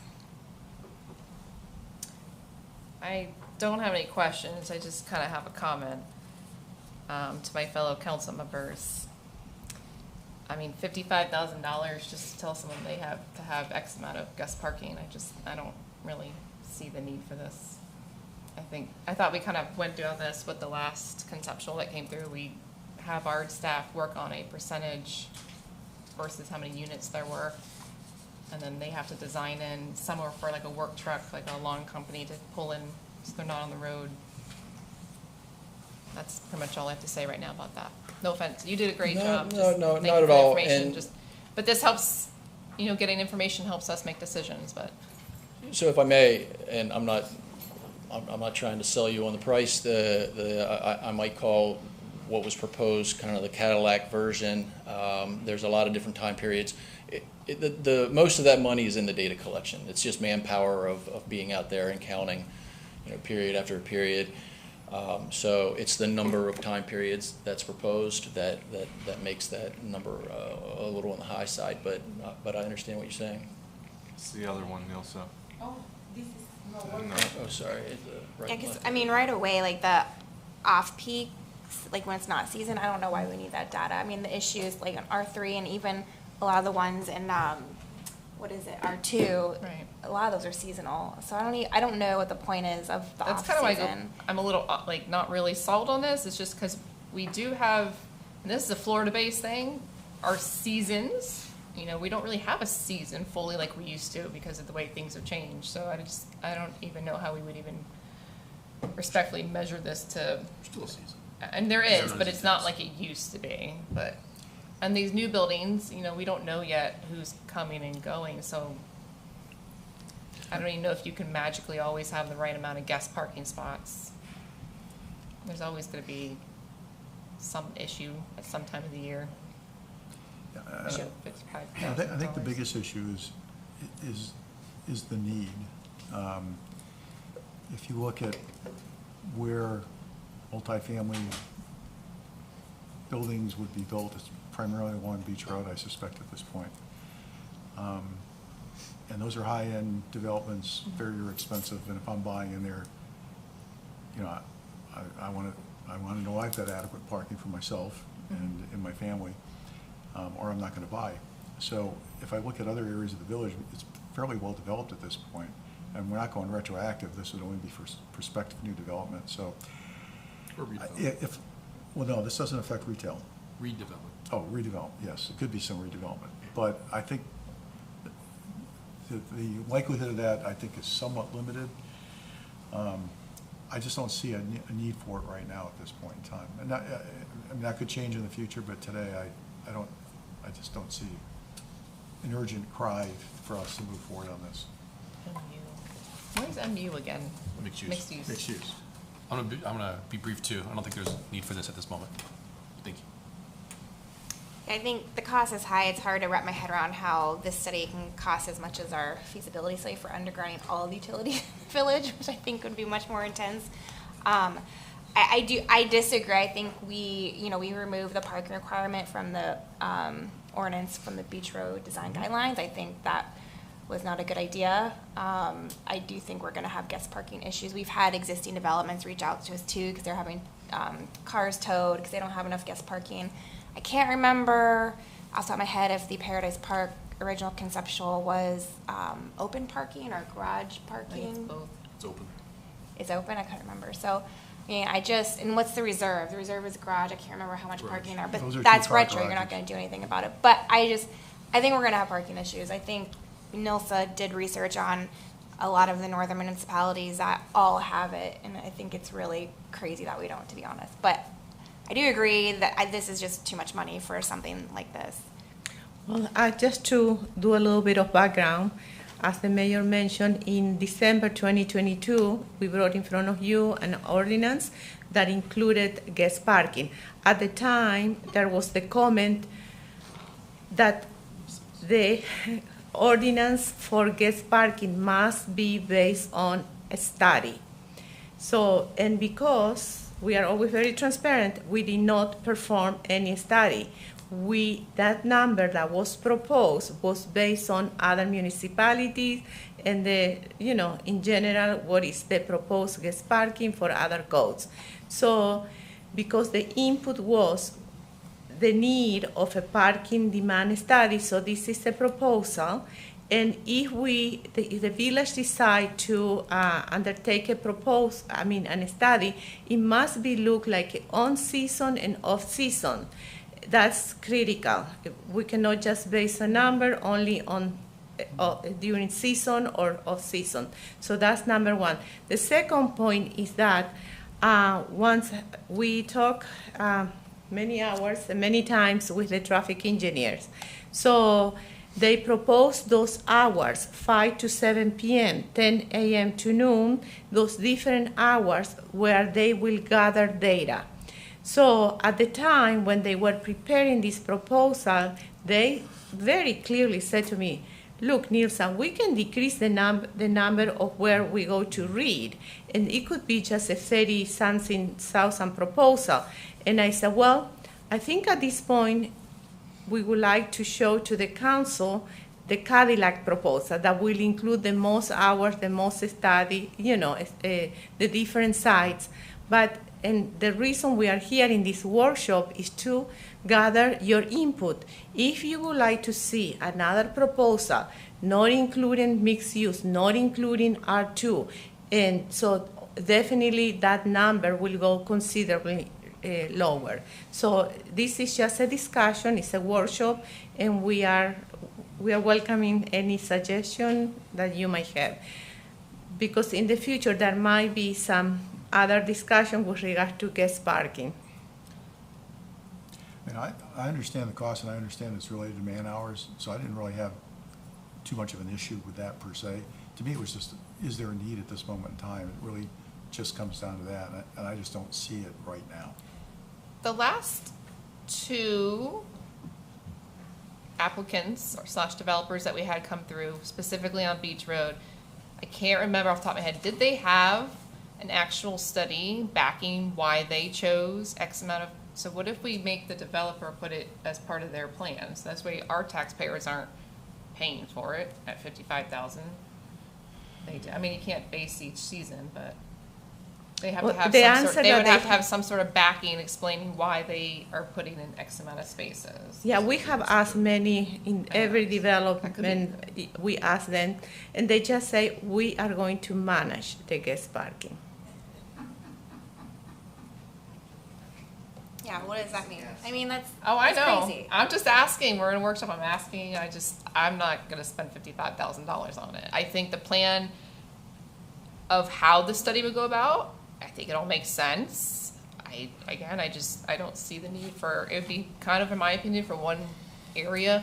I think they need to be more diligent with their designs and studies backing what they're doing. Well, they're not, and it has to I be in our know. code, and we asked for more guest parking, and they Well, what if we just did ask, not. like, they have So to have a backing? We could be more make the- firm and asking, and for them I have for no guest problem parking, firmly asking but- them for a study backing why they have X amount of guest parking spaces. We require them to have environmental agencies approve this and that, and, I mean, it's one extra thing for them, but they're building entirely new big projects. But if they're building within code, and I think the purpose of this was to provide the basis for us to actually go forward with an ordinance. But again, I think if you look at where there's some issues, for example, on Beach Road, I don't think you're gonna see it with the new buildings. Has there been an issue in Beach Road? There's been an issue with Lamar, where I used to live, because they only had one parking space per unit. And they had some guest parking in addition to that, but during season, when everybody's down and they all bring two cars, that's where there was an issue. As far as I know, they were the only building that really had a serious issue. All the other buildings, I believe, had adequate parking. I don't think they had continuous issues with the other buildings. Let me ask you, since you're familiar with that building, if they had issues, do they have space to add? So the buildings that currently exist, I don't even know how we would address the issues. You can't. So And- that's and- why this primarily for me relates to anything new coming. But again, I think the new buildings, we haven't seen anybody with less than two parking spaces per unit. And again, at $5, $6, $7, $8 million, I'm gonna be damn sure I've got enough, I'm gonna look at that building and say, I gotta make sure I've got parking, or I'm buying somewhere else. So I think there is an economic driver here for any new development, particularly in those price ranges, where, you need to make sure you're meeting your or potential customers' needs, or they're going elsewhere. So they're spending $5 million to live in our village, and we're not willing to spend $50,000 to make sure they got enough parking? It's up to them to make sure they got enough parking when they Just a buy. different way of looking at it. That's one way of looking at it, I agree, but I don't think we need to take, the people that can afford that, we don't need to ask the rest of our taxpayers to supplement them. They can make their own judgment about the adequacy of the parking when they're spending that kind of money, I think. That's just 1 year's tax for them. For them, but again, that's spread out over all our residents. This is looking forward for future development too, in mixed use, in R2. There's some old buildings, they very well, one day, just like what's happening on Beach Road, we could start seeing that in our other districts. So it was for future planning too. Well, But I don't think we have a consensus. I don't want to spend this money. I think a pared down version of the proposal would be worth seeing, but I do think we need to be more proactive in having a guest parking provision in our code. So I would be in favor of seeing what an R3 in mixed use, just those two. just those two. Can you pull up the zoning map again, please? Excuse me? The zoning map that was Yeah. on there? R2's what, the purple, or the, It's pretty much done. R2's the purple, or is that? R2 is the purple. Only one section. That's not. Okay. Yeah, I'm thinking like redevelopment down the road too. I mean, because like the ones on, the west side of the Bridge are older buildings. Like I said, I mean, I'm not, who knows? They might be there for another 30 years, but And I'm not they saying- could not be, because that's, And if the need changes, we could always revisit this. I'm just saying, I don't want to see the need right well, that's, now. I mean, that's a problem. I think we're already too late, and that's why this came up. Because we saw these new buildings being built, we're like, oh, you have secure parking with 2 or 3 guest spots, whereas all of the people that are gonna be working at the building, they're gonna have full-time staff working in the building. They're gonna have, you know, cleaners, chefs, whatever, you know, maintenance people. There's for not only the building itself, but then the individual units. So, I mean, there's just, like, where are all these people gonna park? So, and the same could happen as, you know, areas are redeveloped going west into the village too, not just Beach Road, so. That's kind of why I'm torn on though, based on what you're even just re-explaining, which I agree with you. I feel like each building that we're kind of seeing, especially that, I think 250 is going to be a lot different than the 300.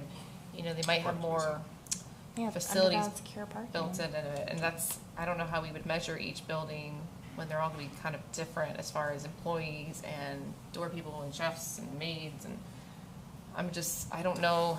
Again, it is the cost mainly for this for me and the timing. Would you be able to study the new recent buildings that are being just finished on R3? Right now, we only have sea glass that is being finished. Right. The other one, 300 Beach Road, was approved by council. And so if the question is, can we look at sea glass building? Yes, we can definitely look at the sea glass building. And the purpose will be? That's probably the closest example that's going to continue to be redeveloped in that area. Yes, and that could be one of those sites. The study proposed 2 sites in the mixed use, in the R3. So definitely sea glass could be one of them. I mean, this scope of work is very extended. So if the scope of work focus on R3, and then, you know, study 2 sites in R3, I'm pretty sure McMahon will look at that and provide a new scope.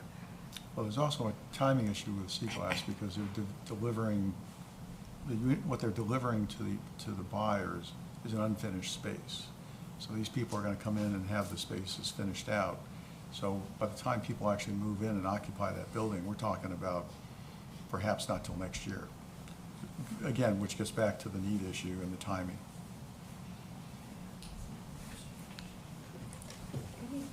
Well, if we, as the vice mayor suggested, if we look at just R3 and MU and see what cost is then, and then, I mean, if we were to move forward, and then based on those results, you could decide if it would be necessary to then look at R2 as well. But we know there's immediate potential need in, well, for sure on R3 and then the MU district too. MU too? Okay. I'm just asking. That's where all those apartments and stuff are. If sea glass will be included in the study, Oh. if sea glass will be included on the study, obviously cannot be done now because, again, you know, has to be in season and off season, and there should be, you know, people living there, which they are not now. So the study might take next year or something. We can wait until there is more problems and reassess the situation. Waiting until there's problems is kind of, I mean, that's delaying it doesn't make sense. Would you guys be in favor of getting a revised proposal to reduce the scope and seeing what that is? And I still don't, maybe, like you said, to have a full study you have to do out of season, but I just don't, it's for R3, and like you said, even some of these other, like a lot of the R2, they're seasonal. Like, I think I would be Whitehall more has like concerned with 8 season than out full-time of units, season. and the rest are seasonal, right? So I just don't see the need for off-season. Well, it's just to compare. Perhaps somebody has a question saying, well, we don't need it because of season. But obviously, the worst case scenario will be in season. That's the worst case scenario. And if you need it, in terms of parking demand, will be, you know, that's when all the units are full, they have guests and all of that. So the reason why this proposal, this timing was good, because now we are in season and they could, you know, do it, because after April, then we don't have that data. Well, and the other thing you've got to think about too is the closing of the bridge going to skew your results? In terms of, in People terms still of, live here, it's not. well, but in terms of, you're talking about the guests and the need for guest parking, and is the bridge closing going to affect visitors coming into the village, whether it's, you know, in season or out of season for the next couple of years? I don't know, I don't have an answer to it. I'm just saying that you could potentially get skewed data depending on how people respond to that. But you're still gonna have all the service and maintenance and that kind of stuff, like those people have to come regardless. It would be just like actual guests to like the unit. And sea glass, yes, If you can't study sea glass, don't do it. but you can't do sea glass right now anyways, because again, nobody's occupying it yet. Yeah, the purpose was not to assess sea glass because it's not occupied. The purpose was to assess an existing buildings and measure up what is the parking demand for those existing buildings, you know? And the problem is some of the existing buildings were built with different parking requirements than we require today, such as Lamar, didn't require 2 spaces per unit. And you can't do anything retroactively to affect those, so. All I can say is I'm in the wrong business for $55,000 to count and sit up there times a day. I'm gonna go do that. That sounds awesome. I still say no at this time. I would hold off on this. Okay, public comment? All right, thank you, Nelsa. Thank you. All right, agenda item 3, discuss a professional service agreement with Kimley-Horn to apply for a technical grant for our utility undergrounding master plan. Jeremy? So the council, and I don't have my notes up right this second, but the council approved a feasibility assessment through Kimley-Horn back in, I think it was October. That is underway, it should be finished soon. What you have in front of you is a grant proposal, work authorization for a grant to apply for a grant for undergrounding for the master plan, because that would be the next step in the undergrounding. We have the assessment. It's going to come to you guys hopefully the next workshop to discuss, you know, the ultimate price for that. What this is for the next phase of this, which is the, you know, the master plan. Little cart in front of the horse a little bit, because we don't have that ultimate assessment for you guys to decide if you guys want to take the next step. But I think, you know, if there really true is a real good feel to move forward, I think this is a good step for us to do this grant application. $75,000 is the max award if we were able to get it. We're looking at $125,000 cost for the master plan to do that next phase. And so there will be the reason why I'm bringing it to you, because I mean, I can sign the authorization to do the grant application, but just for transparency, knowing that if we continue to move through this, we do get awarded the grant, that there will be a financial obligation on the other side to match whatever the remainder of that cost is. So if it's $125,000, knowing that we'll be budgeting for the other, you know, $50,000. And so it's more of a transparency discussion, make sure there's everybody's good with continuing to move forward. I do say the timing's not great on this, but I think it wouldn't be good of me if I didn't at least bring you this opportunity to have that discussion. Council comments or questions? I'm good with this. I say any funding we can get, we go for it, or try. Especially when you do the math. No problem. Just 2 quick questions. If we're awarded the grant, what is the deadline to use it? Because obviously, I don't know the steps. When we get the assessment, the feasibility assessment, would we need to do a resident survey at that point prior to deciding to do the master plan? Because the master plan consists of like construction drawings too, correct? No. No. Okay, because I saw construction, it said construction documents in here. So what does the master plan consist of? So the master plan, and Tom probably help even more than this, but your master plan is going to be your phasing and how the best approach to break that project up. So like Town of Palm Beach has, I think, 8 or 10 phases, how that's broken up. This first one is going to be a overall picture of how much it's going to cost. The master plan will be a phased approach, which neighborhoods, which one you should do first, how much each neighborhood's going to cost. There'll be some probably some assessment criteria that can be given to us that we'll be able to have too. So that's the master plan. Okay, so it doesn't include any design drawings, right? No, and I think Okay. when you're referencing, I laid out the next steps, which the next step is the master plan, then construction drawings, and then, bidding the project out, so. Okay, There's, when I read it, I interpreted like that was what was all included with the master plan. Okay, Right assessment. got it. And then what is the deadline to use the grant if we're awarded it? can I get back to you on that one, because I don't want to throw out a number. I thought it was a year from the time that, to do the application to do the master plan. So, I mean, you have a year to do the plan, I believe, but I'm gonna confirm that with, because I asked that question, but I forgot what they told me on it. Okay. Because this is similar to what we did with the mobility grant that we did. We tried to apply for last year. We're going to try to shoot for again. And so it's a very similar process. I think you have a year from the time that it's awarded to do the work for the planning. I'll confirm that time. Okay, thanks. All right, I'm good with it too. Any public comment?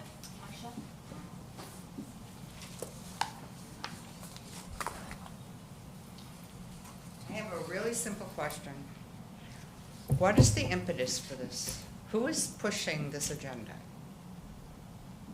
I mean, have you done a survey? And people have said, yes, they want this? So this has been on our strategic initiative plan for 2 years, I think, at least. And this information is to get us to the point to be able to properly inform and survey the residents of what the plan would be, what the cost would be. Because we felt we couldn't survey the residents without having any knowledge of what the cost of the project would be, the phase in the project. See, I think this is kind of like backward from my thinking. First of all, I live in Tequesta Pines, we have underground. And for us, when you started this, it was gonna be country club. That's when you started it, that's what you were selling us. It was gonna be country club. And I thought, fine, and I heard, well, that the assessments for NCON were coming to an end and country club, it would be easy for them to do it. And I have no problem with all. If country club wants it, and they're willing to take an assessment like they did with NCON, fine and dandy. I don't understand why you are bringing this up when some of us have this already. And what I'm petrified of is that we're gonna get socked again for something that we already have and we have paid for by buying where we bought. And that's really very upsetting to me, outside of, because now I'm looking at more water bills and I'm looking at maybe if the bond issue goes through, I'm looking at another line item, and now I'm looking at underground utilities to pay for somebody else. I think those are all options we'll be considering when we review the plan, that's part of the plan. Mr. Bradford? Excuse me, there's an important step I don't hear y'all mentioning. And so once you get the overall assessment of the totality of the cost, you still can't, in fairness to the taxpayer or the homeowner, you're still at that point not in a position to tell them what it will cost them. You can tell them what the overall cost will be, and that will scare 99% of them away from doing it. So it would be premature on your part to actually tell everybody that number, because it's very misleading. What's missing is called the assessment methodology. It's a specific report that looks at the village of Tequesta and says, okay, you've got this many single family, you've got this many condominium and multifamily, and this much commercial, and it figures out how to fairly assess those different structures that are unique to your community in terms of percentages and so forth. And then it will tell you that it should be X or Y or Z for an individual property of a certain type and size, okay? And then you will know if the public is okay with that. It's a complicated thing, but we did it in Palm Beach. You can blend a general obligation bond by stating in those documents that the repayment of that debt will be done by utilizing non-ad valorem assessments as opposed to another line item on the tax bill. And that's very important to not leave that out. And Marcia is correct. Usually those who are already underground pay zero, or they get a very reduced rate because you can make an assumption and a nexus that even those that are already underground benefit in terms of doing it everywhere. It's a stretch, but it can be done. So don't forget assessment methodology. In today's dollars, it's going to be about $75,000 to do that. So that's just to put it on your to-do list as you go down the list. I think, Tom, to get to that point, though, I think this initial work needs to be done, and I think that's then the follow-on. Yeah, but when I was hearing between, I think it was mainly discussion between Molly and or Jeremy, I heard steps being listed out, but I didn't hear assessment methodology. Yeah, and I won't speak for the rest of the council, but your comment about how we would assess it and how we would ask people to pay, I would agree with you. If you've already undergrounded, it would be either no or very minimal cost. Now, there could be some, because if we underground main lines, which hopefully improve the reliability of service, you'd have to break that out too and say, okay, maybe that does become a shared cost, but the cost per household, I agree. If you've already got it, I would see no reason why you would have to pay for that again. Just my personal view of it. Yeah, and then to avoid fear, like she's made reference to, it's good to know that via your methodology assessment before you tell everybody, oh, it's $50 million, and they're all going to freak out. So just remember, that's very important. Thank you. In response to both public comments that we got, I do live in the West End where we don't have undergrounding, and we were kind of teased a little bit by FP&L that came in and did some, and what we learned with that was, and this was years ago, so the numbers have inflated, but it was very expensive, and it shocked everybody when they were like saying, we want this, and then we learned also that our view of how the power is grid out is not the same as they see it, so it became much more complicated. So when you look at one neighborhood, it's not all done at the same time because they're not all on the same grid per se with the lines, so that became more complicated. That's where this information from this assessment is going to give me. It's going to allow me and everyone else, I'm assuming, to be able to communicate more data information to the residents so that they can tell us how they want to proceed. And I am very considerate of those who already have the undergrounding. It's not my intent to go down that route, but again, those are going to be the finance options that I think council will have to discuss at the time. And Jeremy, isn't Kimley-Horn, that's part of what they're gonna be doing if we proceed with the master plan, isn't it? I believe so, but I'm gonna double check it with them. I just mean, to that's, make sure. and so maybe my comment caused confusion, because the way this was written in the agenda, I thought the master plan included design drawings. I was like, Right. well, wait a second, no, like, we're not gonna, so I was like, is there a survey in between these two? But the master plan does not include that, so maybe I caused confusion making that statement. It's okay. But that would be, I mean, that's the part of the analysis that Kimley-Horn is doing, is we need to know all of this. We need to know the overall cost. We need to know what phasing would look like. We need to know what funding options would look like. I mean, that's all part of this before we can go out. Even make a decision if we want to even go to the residents with it. And if you can get it at a discounted price for your master plan because of a grant, all the more better. But not to even show you another level of complication is the people in the country club who have had the power buried but not the cable and AT&T, they should pay less as well, okay, because they've already got that taken care of,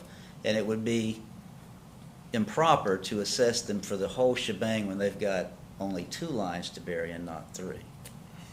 Just want to mention. Yeah, Yeah, Pat? Hi, Pat Watkins, 167 River Drive. I just think you're further complicated here by the fact we're in the current economic climate. And I don't know how Kimley-Horn, as good as they are, can even give you a reasonable thought on what this will cost when you don't even know anymore what you can get in, you know, what they can provide you at what given period of time. So I guess it's a timing problem for me. And as Marcia said, all kinds of considerations have to be done like hers. And with both this and water, everything has to be discussed with the public. You're going to have to make very clear that they understand what's going on here. And if I could just briefly comment, that it was made that the back way wouldn't be affected. Let me just say, some people here refer to the back way as County Line Road. That would definitely be affected because we're talking about by Heritage Oaks, that little bridge back there. Thank you. Thank you. All right, so move forward, and this is just for them to proceed with a grant application. That's it, not the master plan. So make sure that's clear too. Yeah, you guys will still have a decision point on that. So if we get awarded the grant, you guys will make the decision to still accept the grant and move forward with the master plan. Yeah. So. Okay, all right, moving on, agenda item 4, the 2023 citizen survey. And from time to time, it's important to solicit feedback from our citizens. It allows us to elicit opinions from a representative cross-section of our residents. It's helpful in that it provides data to our staff and the council to make decisions on service delivery and ultimately help us prepare a budget. The last survey the village did was in 2021. It's important to have the survey that isn't too burdensome, that they'll actually do it. I think this survey that was provided through SurveyMonkey, it was like 7 minutes to do the survey.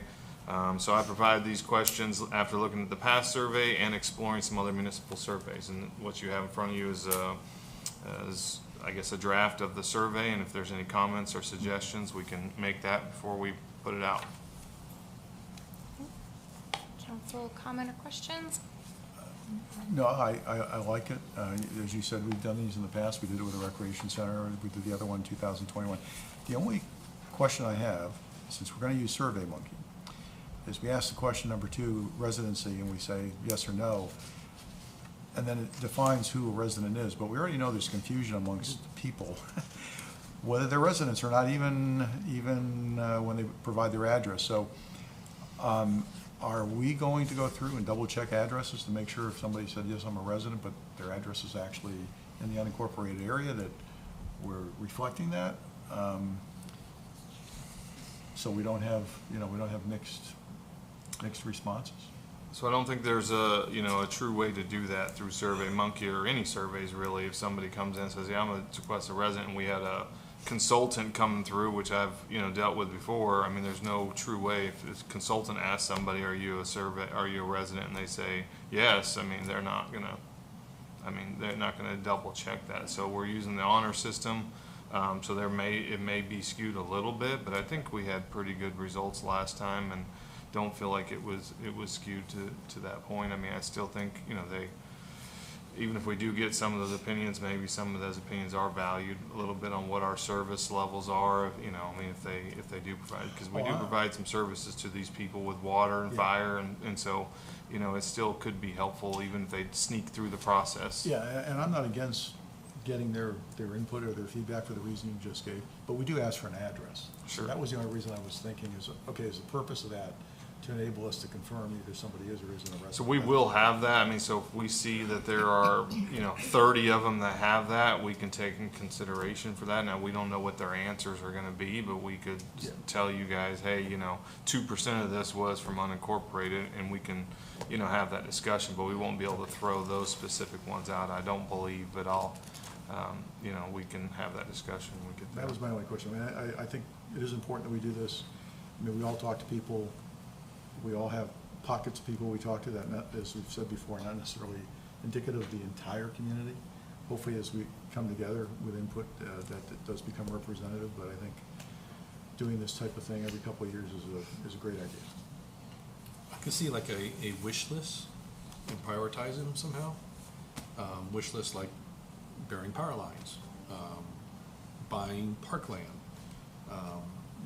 just different things that we have talked about, just to see improve sidewalks, improve roads, just kind of a wish list that residents could help prioritize what they feel like is most important. Does question 6 do that for you?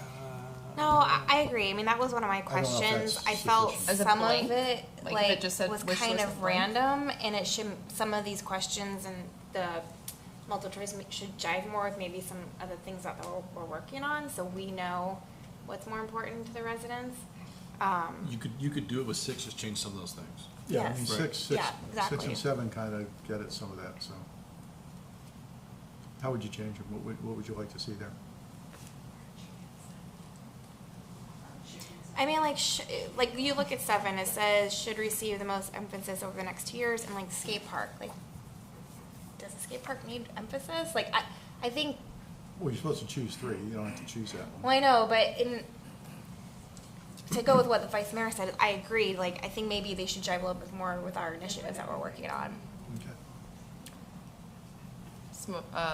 The only thing that kind of stuck out to me was one, on number 5, the word traffic flow was in there. I'm pretty sure once this goes out after the bridge closes, we all know how that's gonna come back. I think that could probably be removed.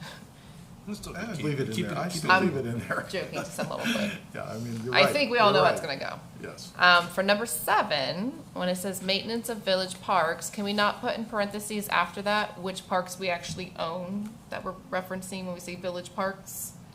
So we re-educate again that we do not own DeQuesta Park or Paradise Park. We maintain DeQuesta Park. Well, we maintain DeQuesta. Well, let's add that then. Like, be specific when it says maintenance of village parks. Just put in parentheses which parks So DeQuesta, it would be referring to. Constitution. That's it. Okay. Yep.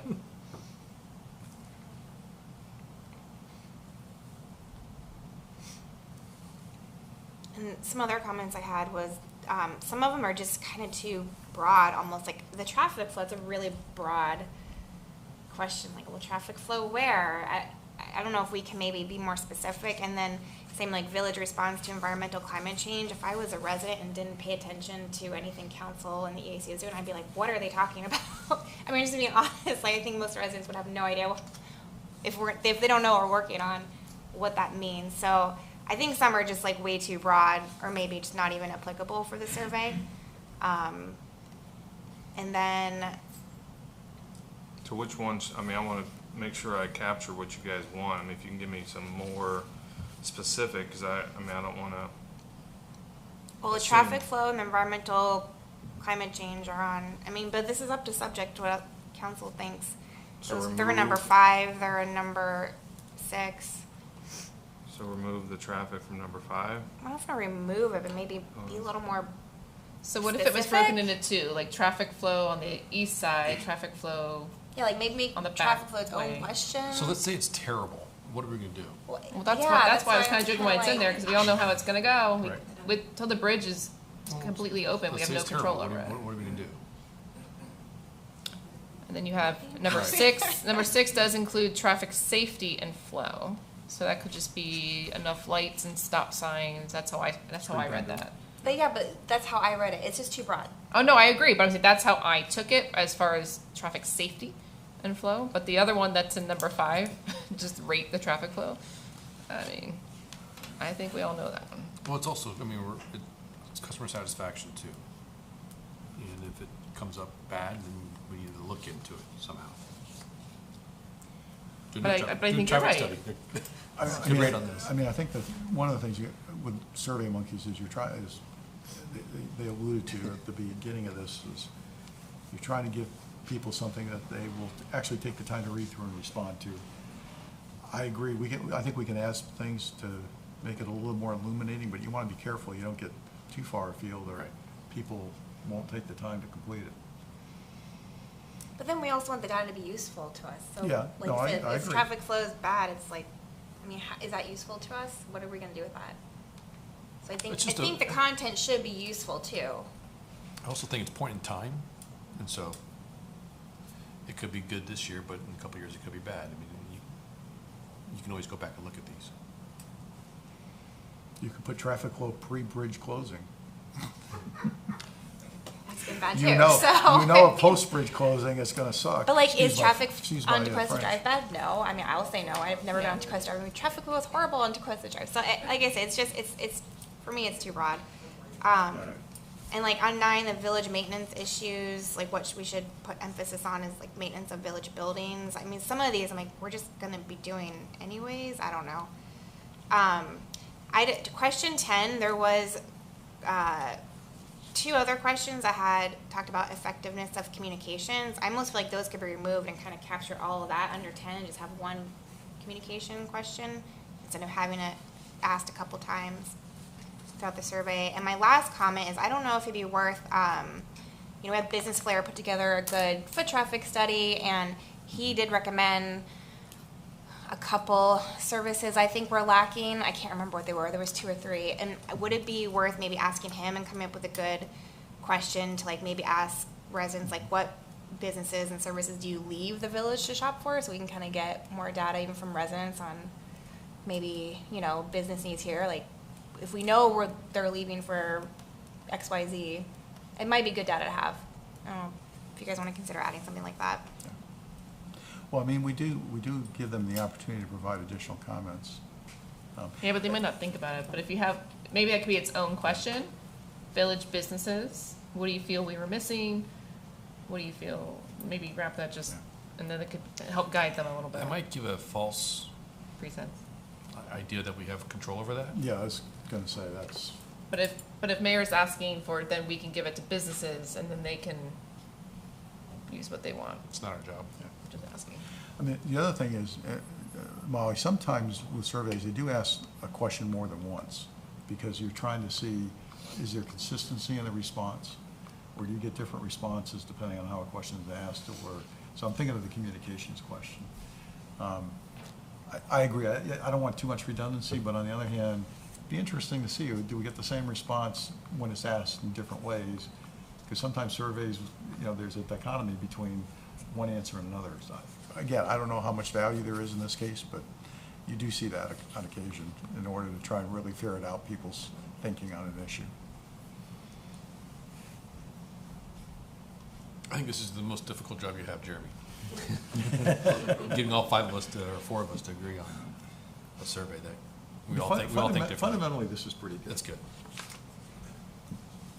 Going back to your environmental comment, would you be able to just leave in it referencing environmental aspects instead of the word climate change? Because I see how the word climate change could just be confusing. Like, what part of climate change are you referencing? Do you want to change it to be a little more localized? Or do you just want to say environmental considerations? I feel like that's staff's job to do, to be honest. Not No, I'm ours. just- 'Cause but do you I'm want to like- I'm keep just like, something environmental If I'm a related? resident and I'm not paying attention to what's going Yeah. on in the village, like I have no idea what that question means. So, like I said, I mean, or maybe we do just a separate environmental question and put some of the initiatives that EAC's been working on that have recommended to us and see what they think is important from those. Like Yeah. something that gives us But a little more something data environmental. that is useful that we can take and use Okay. going forward. That's a Gotcha. good suggestion. All right, any other comments, questions? Nope. Public comment? Jeremy, is that clear? Do you know what your marching orders are? It's clear as mud, right? Just don't do it wrong. Fundamentally, We'll see it again, right? Fundamentally, you got a good survey. I trust you. Will we, I mean, is that something is this something we have to vote on? Does it have to go to council meeting or? No, I mean, typically in my past, I never have brought a survey to a council, Okay. So but we can last year workshop it. when I did it, I know there was several comments about it going out, so I wanted to make sure council had the opportunity, and try to solicit some feedback. So, I mean, I guess I'll reword it and send it out to you guys and see if you guys have any additional comments before I put it back out. So are you saying this is the last time you're going to bring it to a council? In a public format, so I was gonna send it to you guys can make comments, That's fine. and then we can put it out.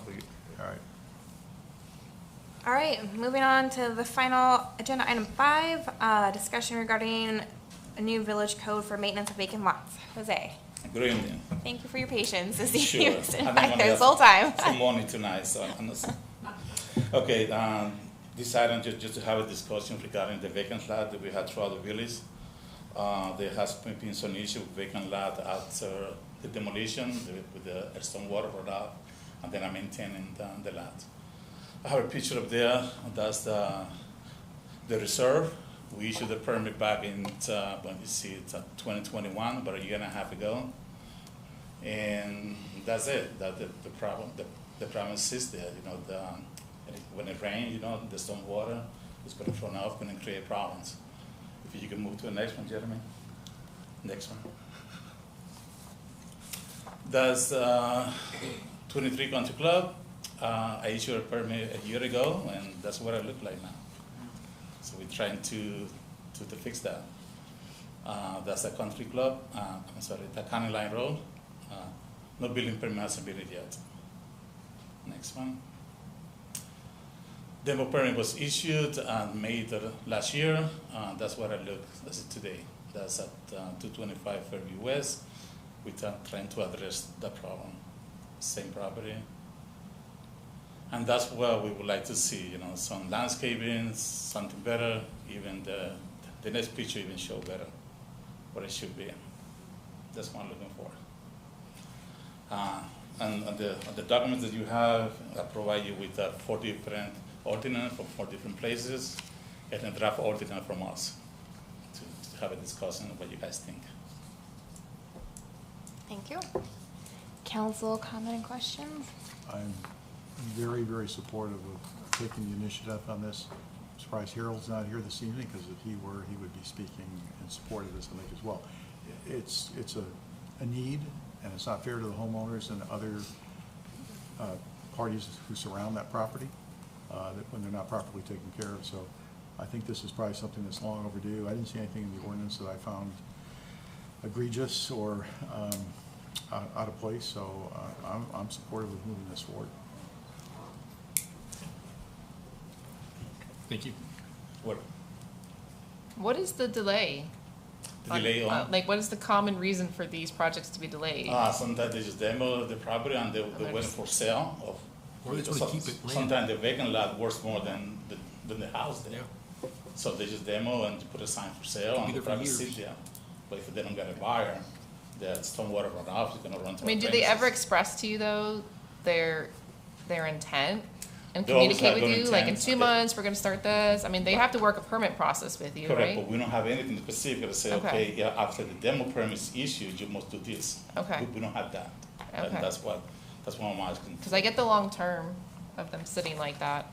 Right. I just, in this crazy world too, I just hate for someone to plant a bunch of stuff and then have to rip it out 2 months later, but. Well, either that or then you have the stormwater run to a storm drain, so that's, Yeah. so, you know, you have to have a balance, right? No, I mean, I think we all agree the plastic on those sites is horrendous.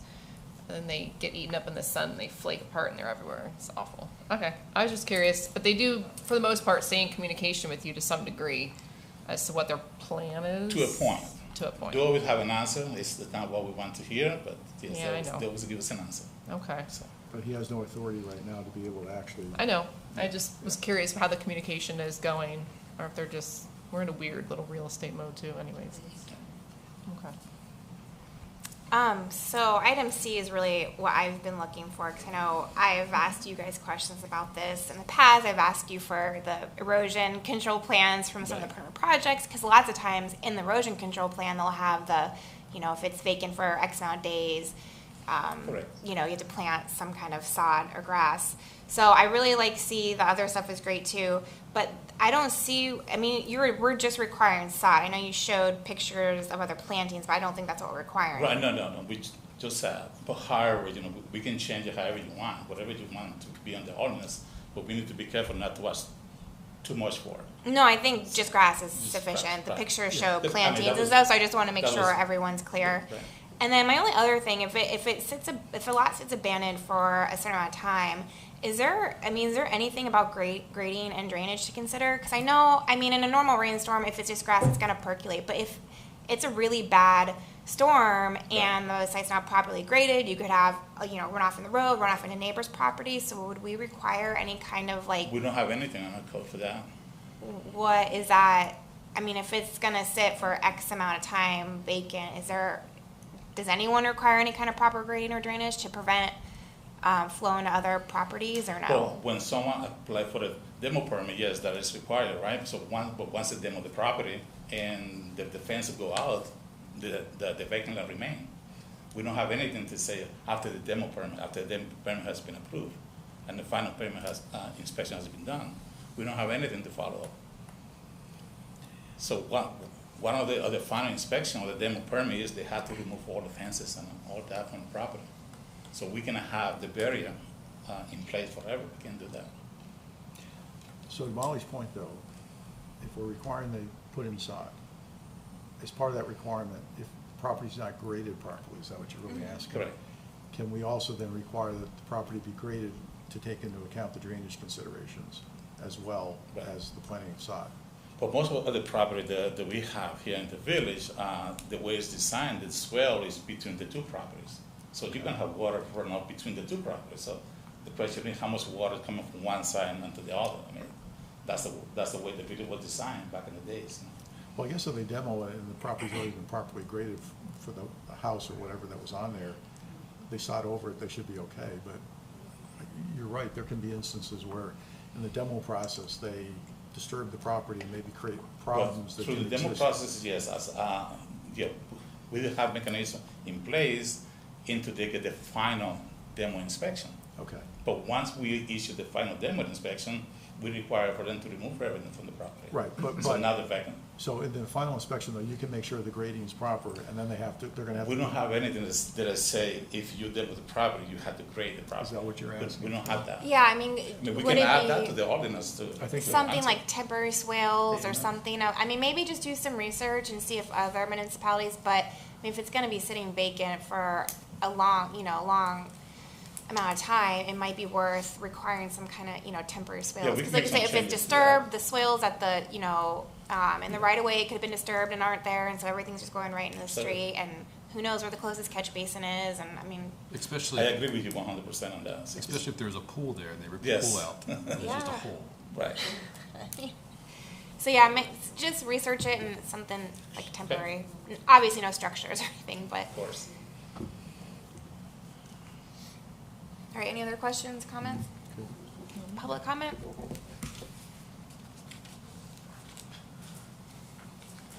I'm all for this. I think it's a great idea, but when I read it, tell me if I'm wrong, but I thought that I did not see the word irrigation anywhere near the word sod, grass, bahia, St. Augustine, whatever. And the other thing about, they had 90 days to do this? Is that what I remember reading? That's not reasonable. 30 days is typical in Palm Beach County at different municipalities. So if you don't want to force them to do irrigation, then I would recommend you do the following. Add the word living grass or sod, and that means when it dies and they say, well, Jose, I couldn't help it, it didn't have any rain. Well, that's too bad. Now you got to replace it. So maybe they'll think twice in the future to put irrigation with the sod that they're required to lay down. Yeah, Jupiter's 15 days. 15 days? 15 is really short. I thought we That's were- ridiculous. Yeah, we can checked find with all the something fast. municipality, and the average time was 90 days. So that's why we Yeah. come up with that number. But if you want to lower, of course, we'd be glad to do that. But that's the average that we found so far throughout the county. I mean, because sometimes it makes sense, depending on the size of the project, they do want to demo in advance, they might still be waiting on construction permits, so there could be a lag. Correct. So 60 or 90, 15 is super short. There's sods that you don't need irrigation for. Are any of those listed? 'Cause That's listed.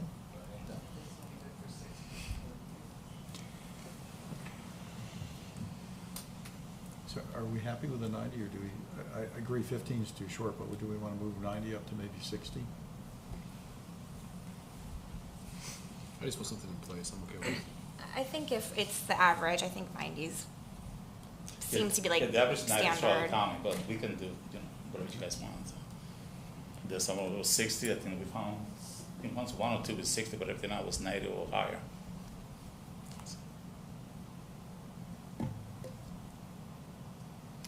did see something about irrigation. Maybe that was in another municipalities that you included.